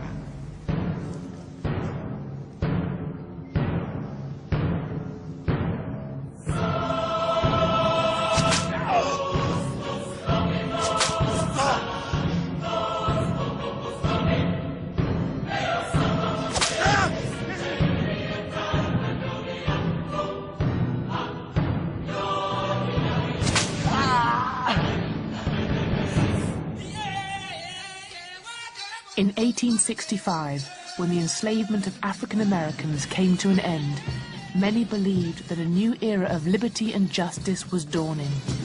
Yet by the start of the 20th century, these hopes looked forlorn. Black people were denied the vote and remained impoverished.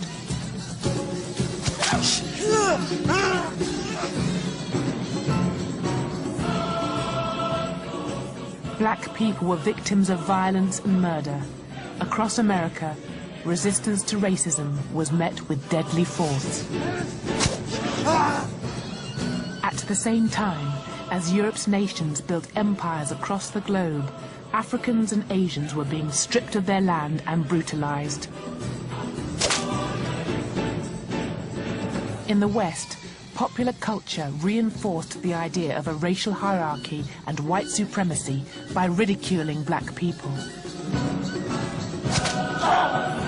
Throughout the 20th century, from the Mississippi cotton fields and South African diamond mines, a tale of exploitation and racial violence unfolds.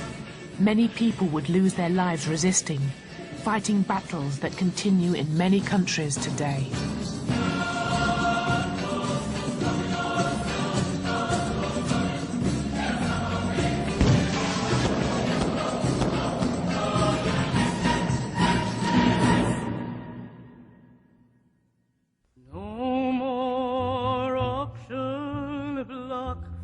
The campaign to abolish slavery in the United States had drawn support from all over the world.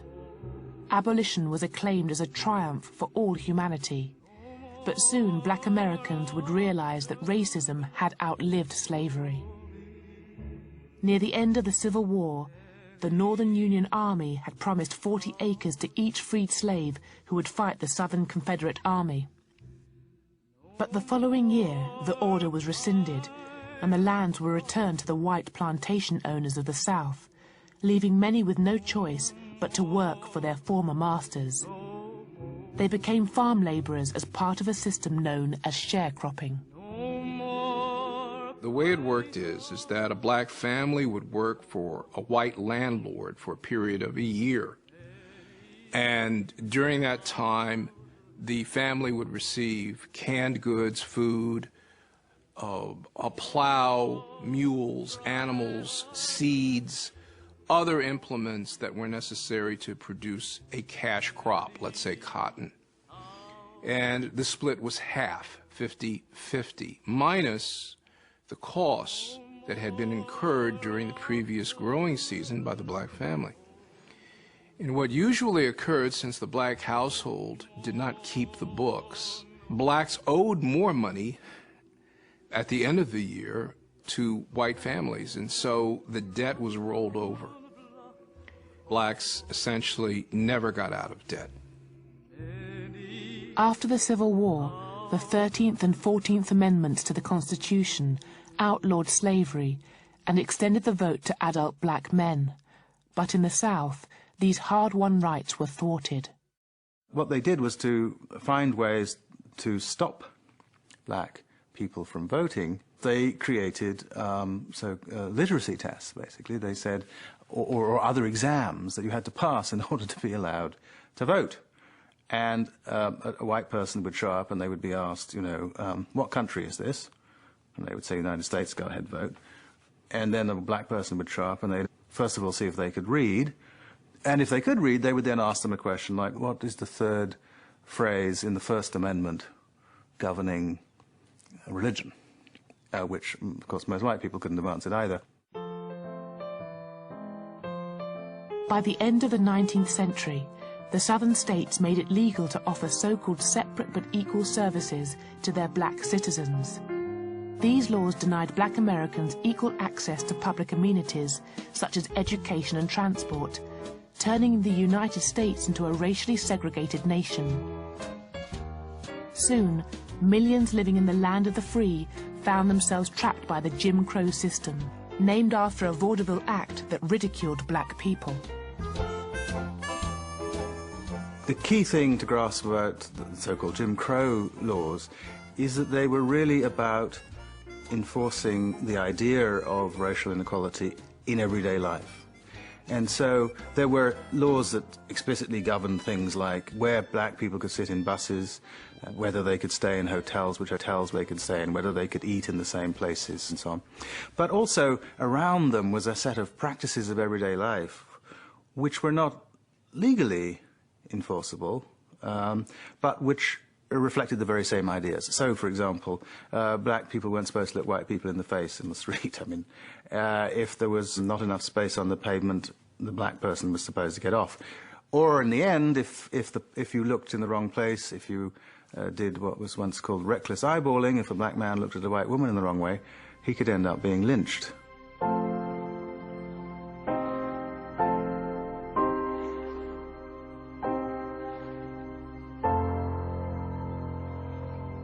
Jim Crow, legal racial segregation, was a regime of white over black, and that the heart of Jim Crow was violence.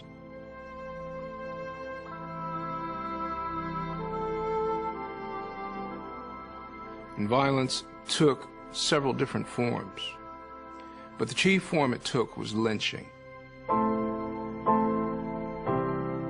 Between 1882 to about 1927, 3,500 African Americans were lynched in the United States. Jim Crow was a system of political and economic terror.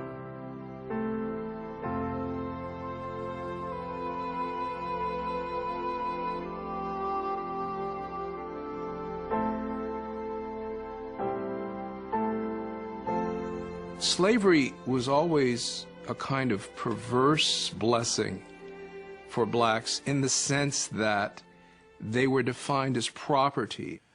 In the early 1850s, a 21-year-old black man, a field hand, was worth $1,000. And so whites had a vested interest, perhaps to beat their slaves, but not to kill them.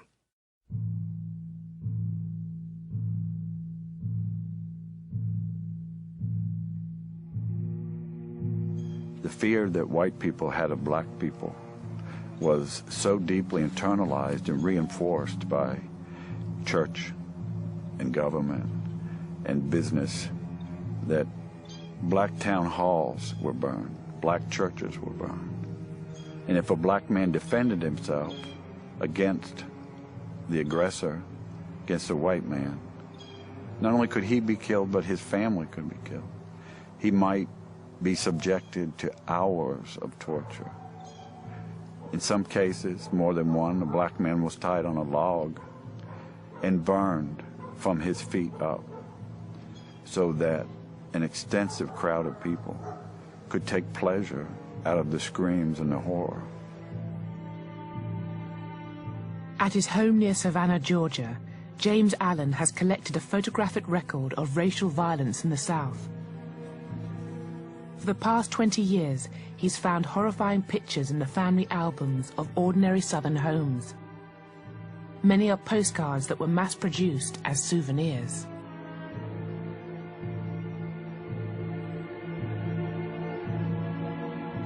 Some of these images were printed in the tens of thousands and sold for a dime or $1 a piece. Some of the postcards tell you where to write and the discounts you'll get if you buy 1, 10, or 100. They were sold in drugstores and pharmacies. They were sold on the street. I purchased a photograph from a woman. The photographer sold them door to door. Her mother bought the image for $2.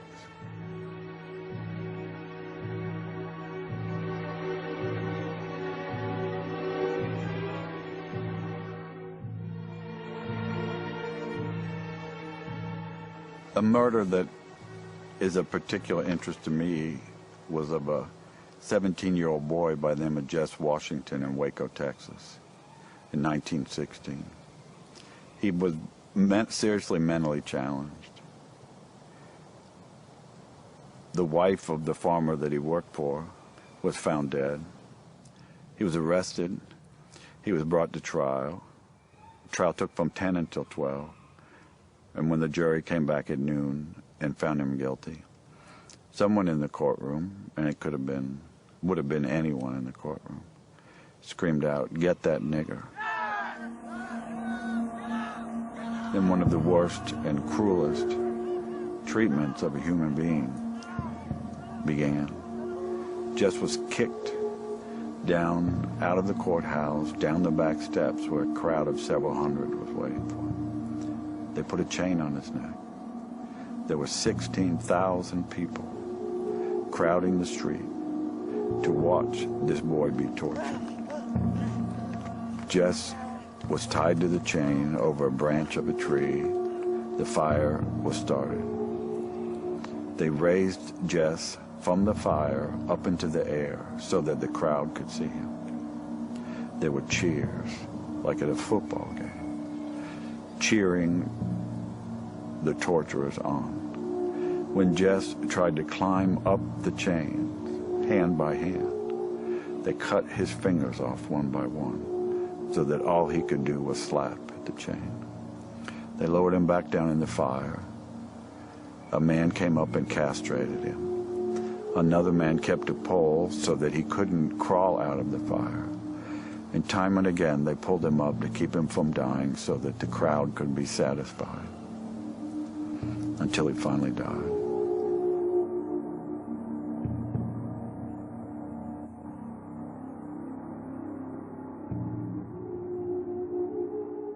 Many of these murders were instigated by America's most powerful agent of racial terror.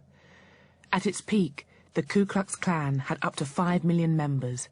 An average of 2 lynchings every week resulted.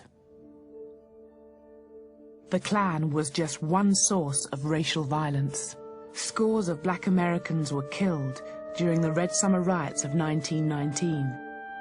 More bloodshed followed 2 years later in Tulsa, Oklahoma. Over 300 people were killed and thousands were left homeless after envious white people attacked the city's most prosperous black community. Much of this history of racial violence has been erased from public memory. Several state archives have cut out photographs and newspaper reports of lynchings. And James Allen's attempts to show his collection in Atlanta's leading academic institutions have been repeatedly blocked. White America has maintained to this day control of the history of racial violence as victors. It's as if we live in an occupied country intellectually. And as long as white America maintains the power and maintains the myth of moral superiority, the history will never become public, fully public, and be written into our national conscience.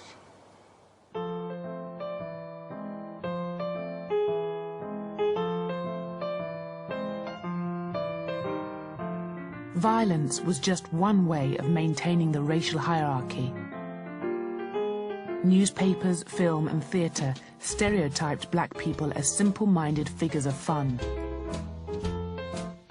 Some black performers applied minstrel makeup to caricature themselves as shuffling Negroes, reinforcing the sense of superiority amongst white audiences. What it really essentially said about black people is that we were outside of the pale of civilization. So to pillory and to make blacks buffoons is to deny them human capacity. And for whites, it was a grand old time. And for the first half of the 20th century, minstrelsy and blackface was not just reputable, but it was a central feature of entertainment in America. Everywhere you looked, black people were being portrayed as dense, incompetent, irrational savages. In vaudeville and on stage, African-American people were reduced to silly, childlike characters who needed to be trained like a monkey. Thank God those savages were saved from their natural habitat.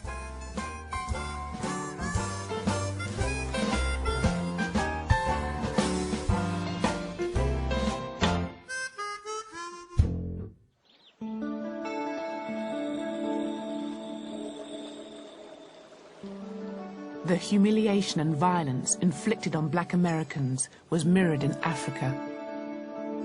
At the end of the 19th century, as Europe's powers scrambled for control of the continent's riches, the rights of the indigenous peoples were no impediment to their plans for conquest. The attitude of white people in all Europe was tabula rasa, terra incognita. Here is a place which is a sort of no man's land. And in other words, we can create our own states there, and we're going to bring order and civilize them. Always the word civilize was used, whatever you were actually doing, whether you were shooting them, you were civilizing them. The vast majority of people thought they would need, at best, a paternalistic treatment, that they would need looking after. like children.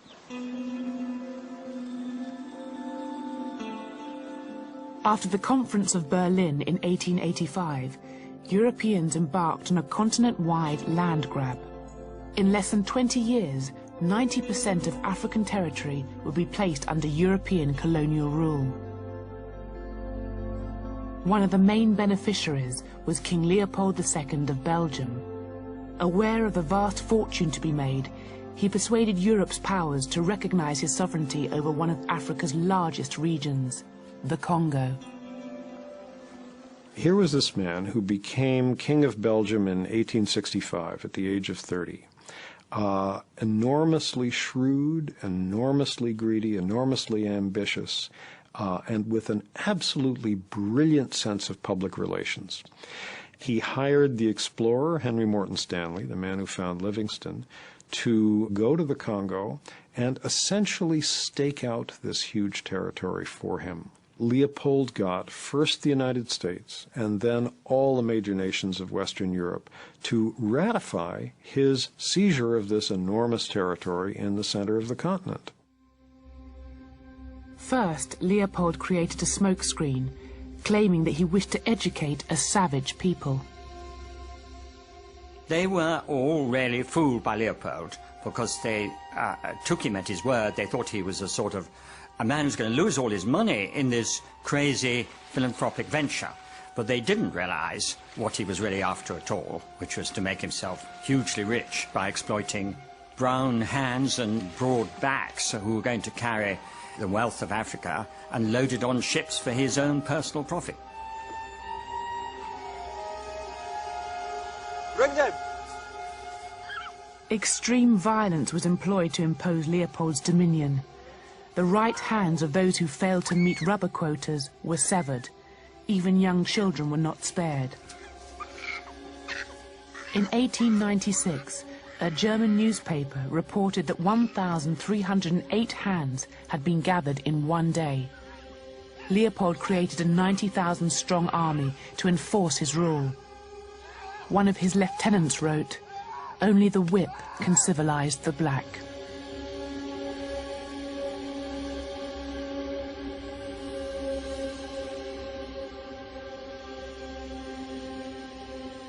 They would go into village after village. The army would seize the women of the village and hold them hostage in order to force the men of each village to go into the forest and gather a monthly quota of wild rubber. And they did this for about 20 years. And you can just very easily imagine if you have a village where the women are all being held hostage, the men are all in the forest as forced laborers for several weeks out of each month.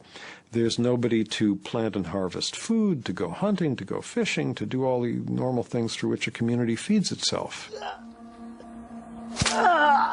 So from all of these causes, starvation, being worked to death, and most of all from the disease that hit this famine-ridden population, the best estimates are that between 1880, when King Leopold first got his hands on the Congo, and 1920, that in that 40-year period, the population was slashed from about 20 million at the beginning of that period to around 10 million at the end. So an enormous loss of human life.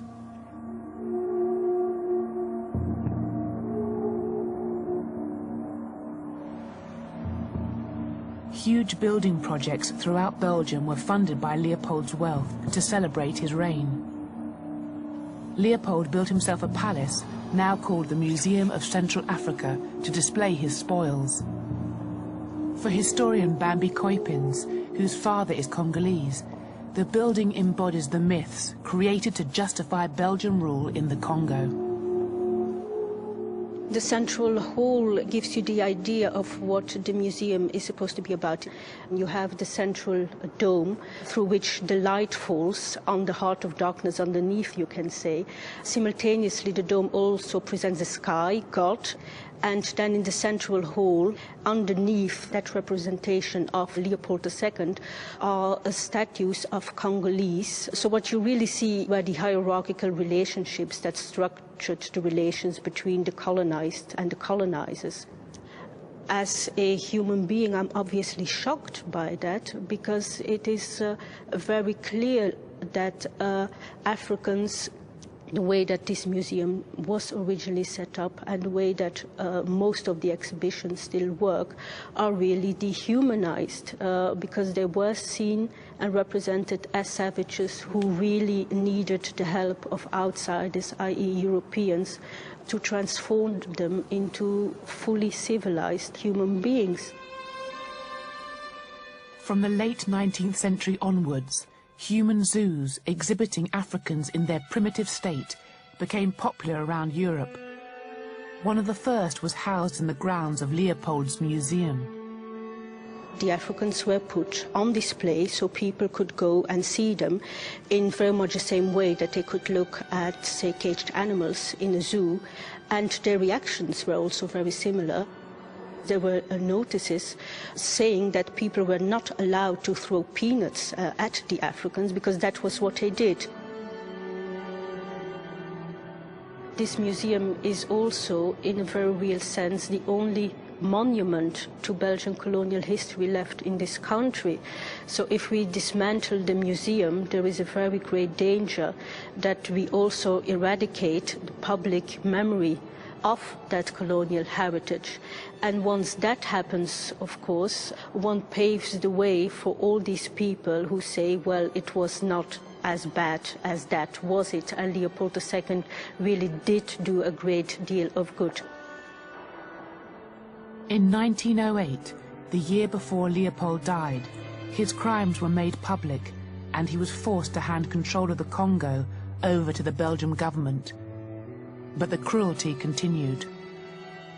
The forced labor system did not come to an end because it was so profitable. The new Belgian Congo continued it more or less until the early 1920s. At that point, the Belgian colonial officials realized that their population was shrinking so rapidly from the effects of the forced labor system that they had to modify it. They had to make it less lethal, or otherwise they would have no labor force left. Although 10 million people died, the Congolese genocide has largely been forgotten in Europe. In the book The Heart of Darkness, the author Joseph Conrad, who witnessed the violence in the Congo, writes, "The conquest of the earth, which mostly means taking it away from those who have a different complexion or slightly flatter noses than ourselves, is not a pretty thing when you look into it too much." It was only at the end of the Second World War, when newsreels documented the Nazis' extermination of 6 million Jews, that the words genocide, Holocaust, and even racism passed into common usage. Whatever the origins of the word racism, that is when it was first coined, there's no doubt that it was first used to think about Nazi treatment of Jewish people. That was the case that gave the word racism its modern shape and meaning, in fact, brought it into use as a word, and also, therefore, brought it into use in a context where it was unequivocally clear that it was a very bad thing. Even so, brutal treatment of non-white, non-Europeans was tolerated by the Western nations. When the National Party came to power in South Africa in 1948, they passed a series of laws that institutionalized white supremacy. Yet apartheid attracted little criticism from the West. What white people wanted in this country was to protect their political supremacy, but in ways that nevertheless guaranteed them access to as much black labor as they wanted. One should remember that apartheid was never a racially exterminationist regime. The intention was never to get rid of black people. The intention was to deploy black people in ways that made good economic sense to white people, so that the advantages of apartheid to whites would be a combination of political supremacy and economic prosperity. So the purpose of racial classification was to provide a mechanism for segregating access to resources, segregating access to power. So your racial classification, once determined, affected where you lived. It determined where you worked and what sort of work you were entitled to do. It determined who you had sex with and who you could marry. It determined what schools your children went to and what universities they were entitled to go to. It determined what shops you were allowed to use, whether you were allowed to drink certain kinds of alcohol and whether you were entitled to go to cinemas. In other words, it was a categorization that affected your life across the board. And it became internalized in a very intimate way as the basis of how people thought of themselves. Do you think that the South African government's racial policy is right? I really do, because we cannot mix with the lower nations at the moment, unless they are cultivated and educated and so on. Apartheid erected a vast edifice of racist legislation, making interracial relationships illegal and forcing individuals to be racially categorized. Amid rising international criticism of their policies, the architects of apartheid emulated the creators of Jim Crow and adopted the separate but equal rhetoric of segregation. The South African government just changed its rhetoric, and it began saying not that blacks were inferior creatures, but rather that everybody could govern themselves in their own particular places and ways. So it set up these 10 so-called homelands, or Bantustans as they were once called, where close to a majority of the population of South Africa was crammed onto these desolate stretches of land that never amounted to more than a tiny percentage of the country's land area. And they were dressed up with prime ministers and cabinets and flags and so forth. But it was a sham. But they had to go through the sham because things in the world had changed. And if they had been doing this in the early 19th century, they wouldn't have bothered about any of the sham.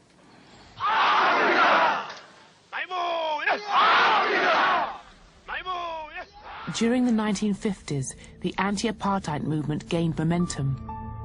In 1960, 300 people demonstrated against the pass laws in a town called Sharpeville in the Transvaal, using the tactics of non-violent passive resistance developed over the years. In South Africa, you'd had a history of very peaceful, humble, polite petitioning of the authorities, deputations, and each deputation, came back empty-handed. And, well, if that doesn't work, let's try something else. So people then adopted non-violent forms of resistance. But that was just met with violence, culminating in Sharpeville.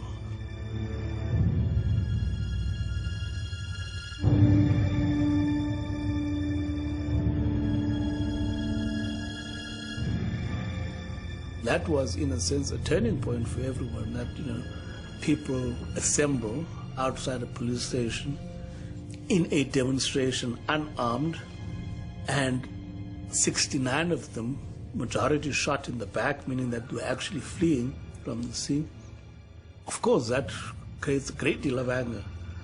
And I think for many people, that was it. And people said, well, if that's going to be the response, we've got to have to find other means of taking care of this situation. There are many people who feel that it is useless and futile for us to continue talking peace and non-violence against a government whose reply is only savage attacks. Following the Sharpeville massacre, the African National Congress was banned, and 2 years later, its leader, Nelson Mandela, was imprisoned. At his trial, he announced that the events of 1960 had compelled the ANC to commit itself to armed struggle. Violence, said Mandela, was inevitable in this country. The architects of apartheid turned his prophecy into a reality. Increasingly, they began to kill people. I think it was just deliberate murder of people. It was not a mistake. There was hardly a family in the urban areas and townships and later in the rural areas that had not been affected by detentions, by torture. So it was just about every family in the townships was affected by it. In 1976, South Africa's black school children protested against a new law stipulating that classes be taught in Afrikaans, a language most couldn't speak. 250,000 black people rioted in Soweto alone.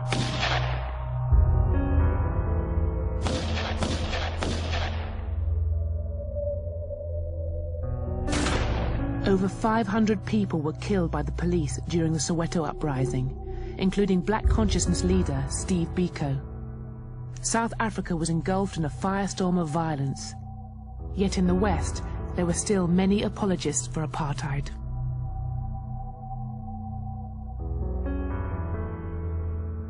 But this isn't surprising. In the southern states of the USA, many features of apartheid, the disenfranchisement of black voters, laws against intermarriage and segregation, endured well after the Second World War. As in South Africa, racial violence remained commonplace. In 1946, African American soldiers returning from the war were being lynched at a rate of 1 a week. There are cases when black soldiers waiting at the train station, waiting their ride, were lynched because how dare they wear that uniform? They had died for the lyncher and his right to murder them. This was the paradox and indeed the vicious irony of the black participation in the Second World War and the fight for democracy on foreign shores, which drove them to fight even more vigorously back here at home. Protests from prominent anti-racists, including Paul Robeson and Albert Einstein, prompted President Truman, himself a former member of the Ku Klux Klan, to appoint a committee that campaigned to end lynching. At last, government initiatives to counter racism began to trickle through. In 1955, the ruling in the Brown versus the Board of Education case found that the provision of separate but equal schools was unconstitutional, bringing segregation in the education system to an end.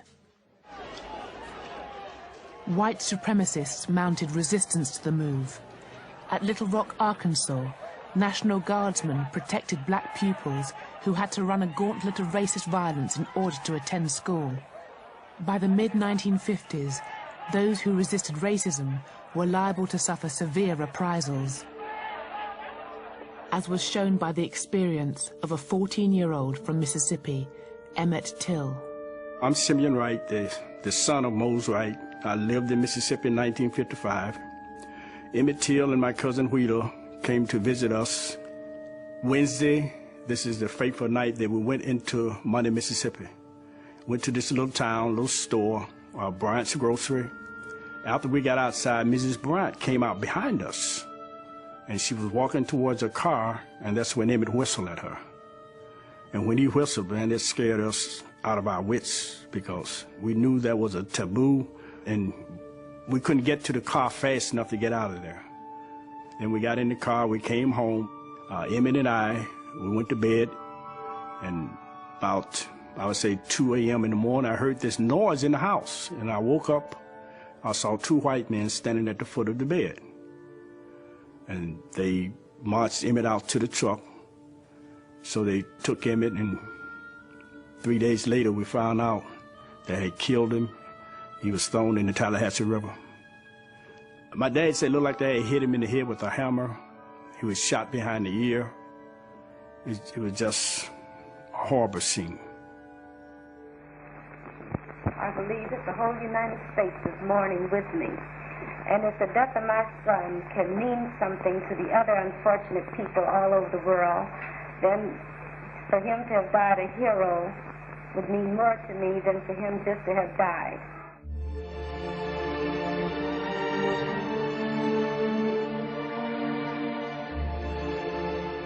Emmett's mother, she decided that she wanted the world to see what those men had done to her son.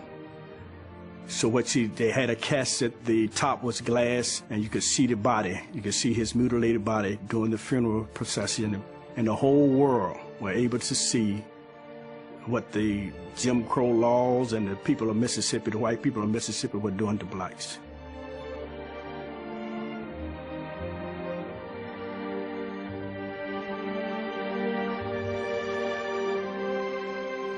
I never will forget it. I was 5 years old when I saw that picture. I was just stunned by the ferocity of hate that had produced the violence on this young man's body. And for Negro Americans, it strengthened our resolve that Jim Crow had to go. Emmett Till's death was a catalyst. Less than 4 months after the murder, on December the 5th, 1951, Rosa Parks was arrested when she refused to give up her seat on a bus to a white passenger in Montgomery, Alabama. When Martin Luther King called for the Montgomery bus boycott, 99% of the black population took part, action which led to a Supreme Court ruling in 1956, which desegregated the buses. The civil rights movement was born.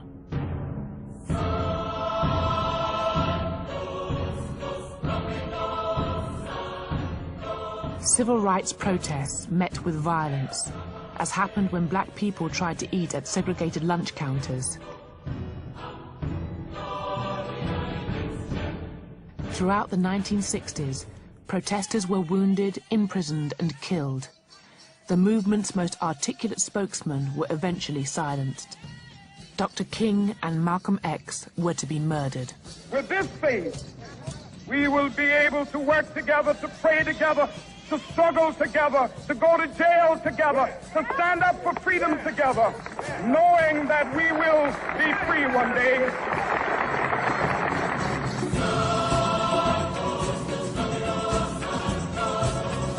Freedom comes to us either by ballots or by bullets. That's the only way freedom is gotten. Although the Civil Rights Acts of 1964 and 1968 prohibited discrimination, the majority of black people continued to live in substandard housing, go to poor schools, and experience a lifetime of poverty. Well, you know, Martin Luther King Jr. saw the failure. He said it himself. He said, look, the first part of the movement, relatively speaking, was a piece of cake. Because it was easy for America. Civil rights bill, doesn't cost much. Give people the right to vote, doesn't cost much. But now what we're doing, the second part of the movement, the part about economic equality and social injustice, well, that's going to cost something. It's not about just letting us have access to the lunch counter. Martin Luther King Jr. said, what good is it to be able to go to a lunch counter but can't afford to buy a hamburger? From 1964 to 67, there was fierce rioting in cities across the US, as African Americans found that the civil rights movement left them as poor as ever. And in post-war Britain, the issue of racism had also been moved onto the political agenda after race rioting at Notting Hill in 1958. Something new and ugly raises its head in Britain: racial violence. An angry crowd of youths chases a Negro into a greengrocer's shop, while police reinforcements are called to check the riot. You can get them all out of the country, and as soon as you can get them out, the better I'll be pleased, I'll tell you that.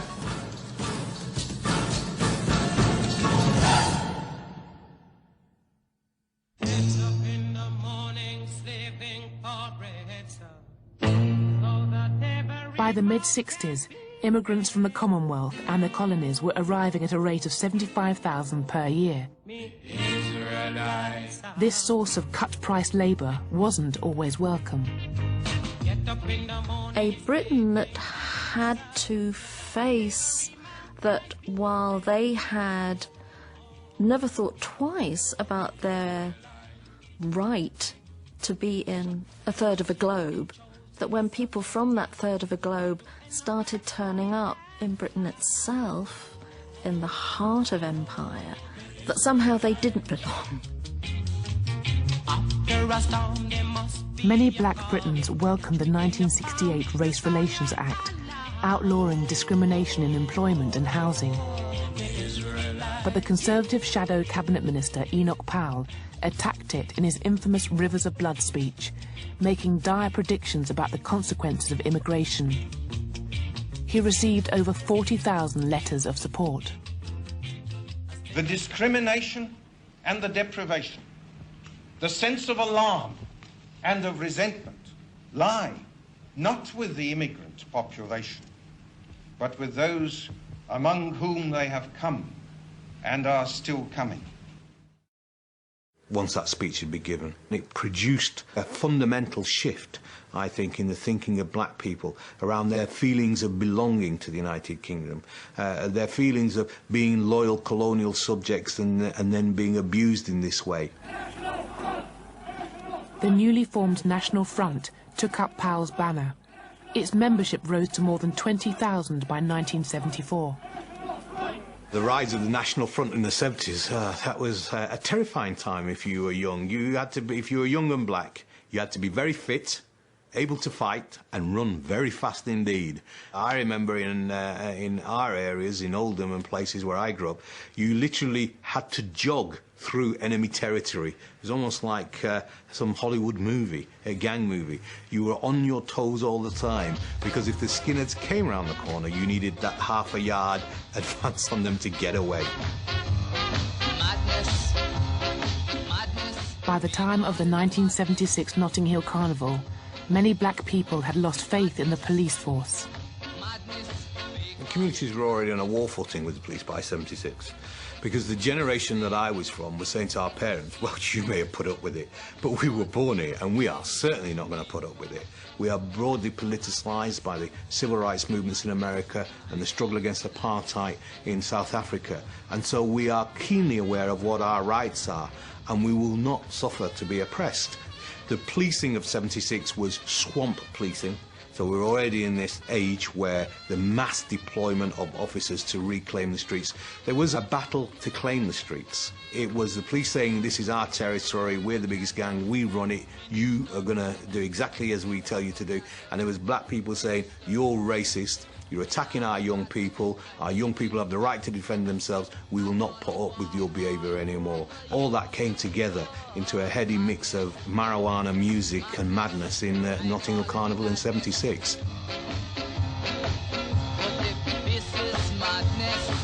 I know I'm filled with gladness.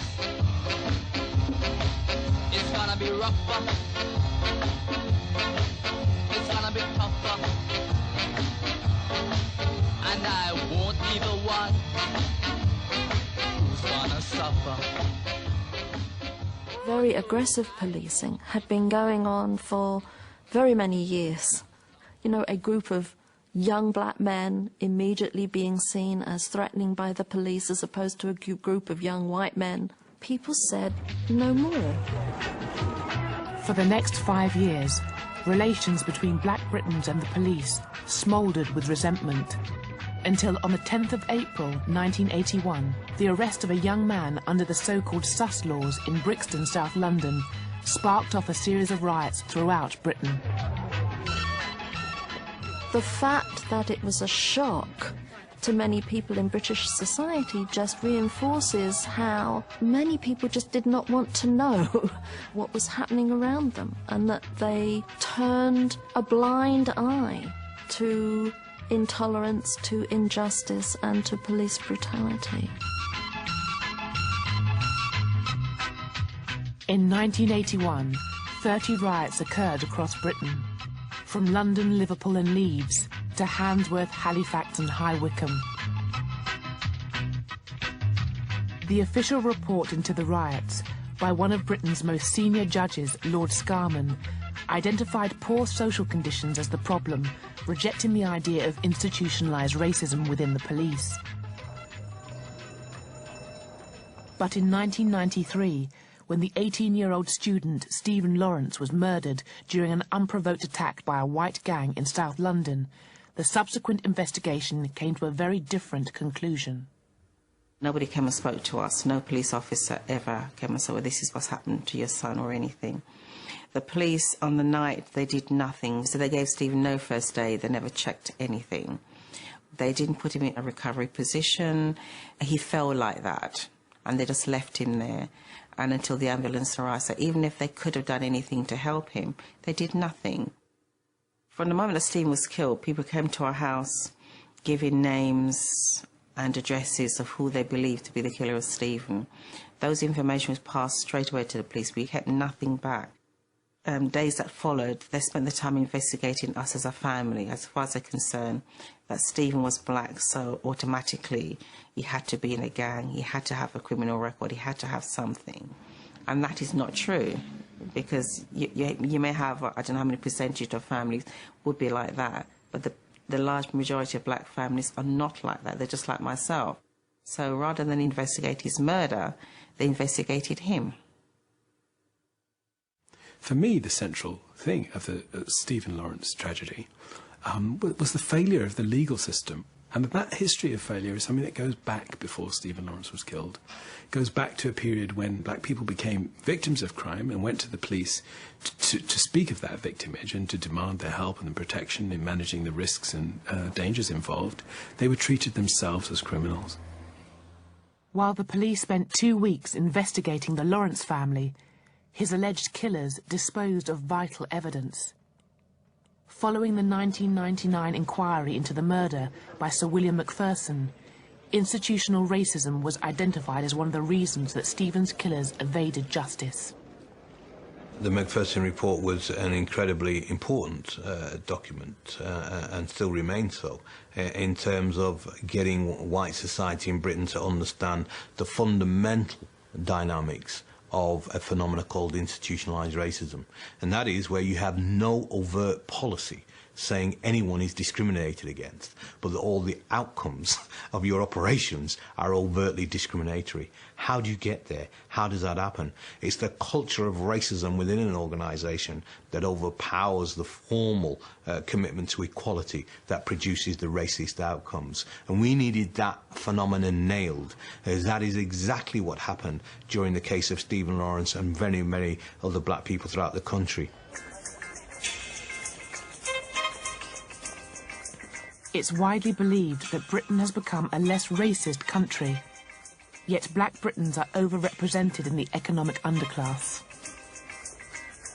In some senses, today I think we may be going backwards, and the reason why I say that is because the scale of racial inequality over the last 20 years, from 1986 to 2006, has increased.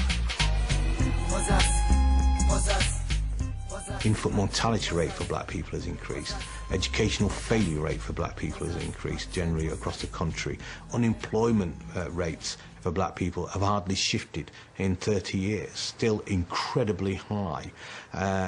Imprisonment rates are still very high. 33% of all prisoners are from the Afro-Caribbean community and population that are jailed in London. So we're still seeing a huge discriminatory impact of race impacting upon black people's lives.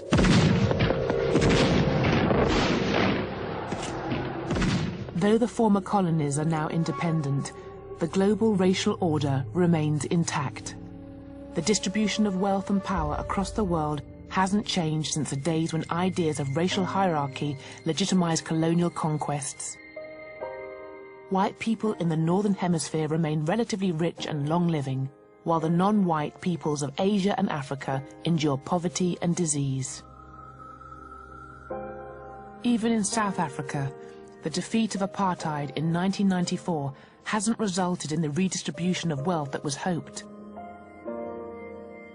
Today, the wealth gap between the average black person and the white rich is greater in real terms than it was in 1990, when the white supremacists ruled.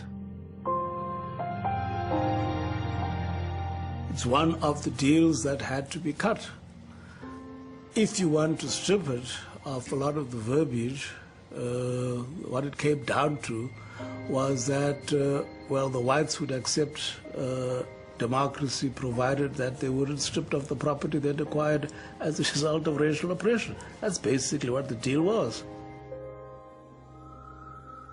If, when the African National Congress took over, they had said, okay, we want just not a political revolution, but an economic one.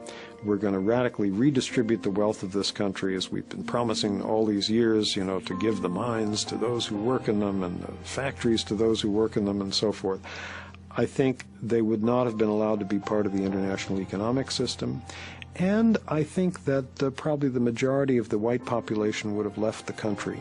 if their wealth had been taken away from them, their land had been taken away from them, as happened in Zimbabwe, for example. And economically, that would have been disastrous.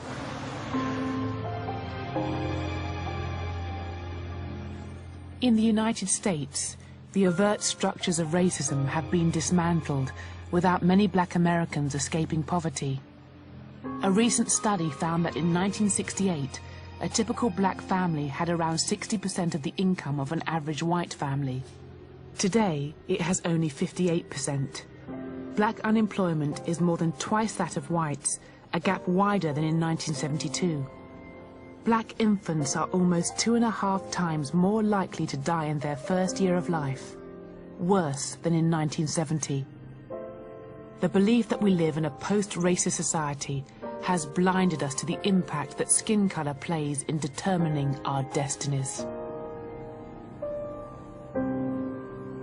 Identically qualified black and white resumes, where the black ones are identified by the fact that the candidate has a name that is recognizably associated with African American identity, get different treatment when they arrive on the desks of employers. And this is not a hypothesis, this is an experiment that has been done in some cases with large amounts of data.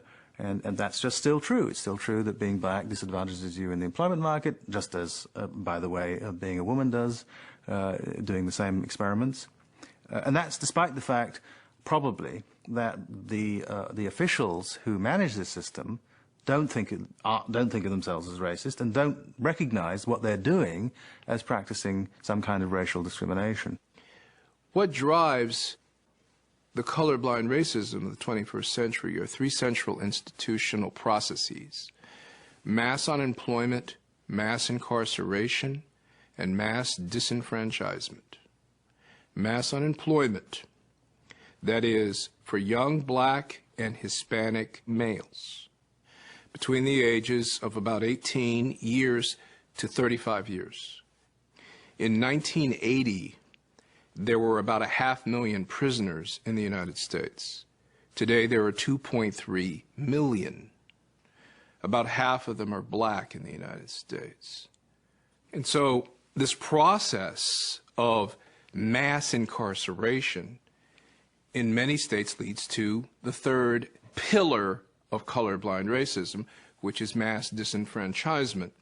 So in the state of Florida, in the year 2000, where George Bush wins the presidency by fewer than 600 votes, in that state, 818,000 Florida citizens who live in that state, they pay taxes to the United States, could not vote for the rest of their lives.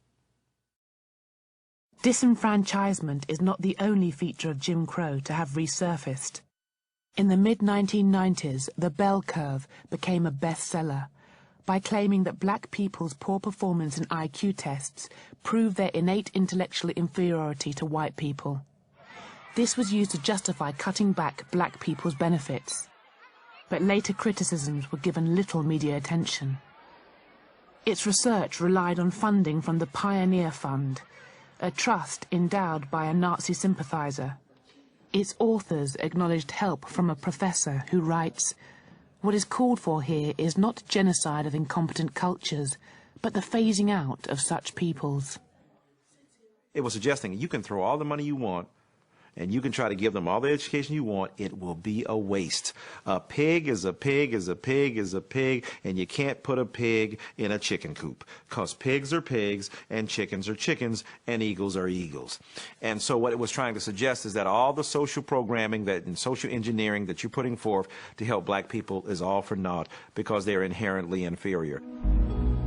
Today, science is eroding the biological basis for the idea of race. The Human Genome Project has found that the average genetic difference between one African and another is the same or greater than that between a black person and a white person. The only genes that distinguish races are those determining skin color, and yet for many people, those genes, just 5 out of around 25,000, continue to shape destinies and determine fates. The mythology of race exists for no other reason than to justify the attempt of one group to dominate another. And the useful fiction of race continues to allow people to conspire against the best in our human communities. So you can say to a guy, for instance, who's trying to hail a cab in New York City, "Excuse me, cab, I know you think I'm a black man and that race exists. I'm a fiction. I'm a figment of your imagination. I'm a social construct. There's no biological base or empirical verification for my melanin differential. I'm simply another human being possessing a different magnitude of melanin. I still ain't picking you up because you're trying to go to Harlem, brother. That's race."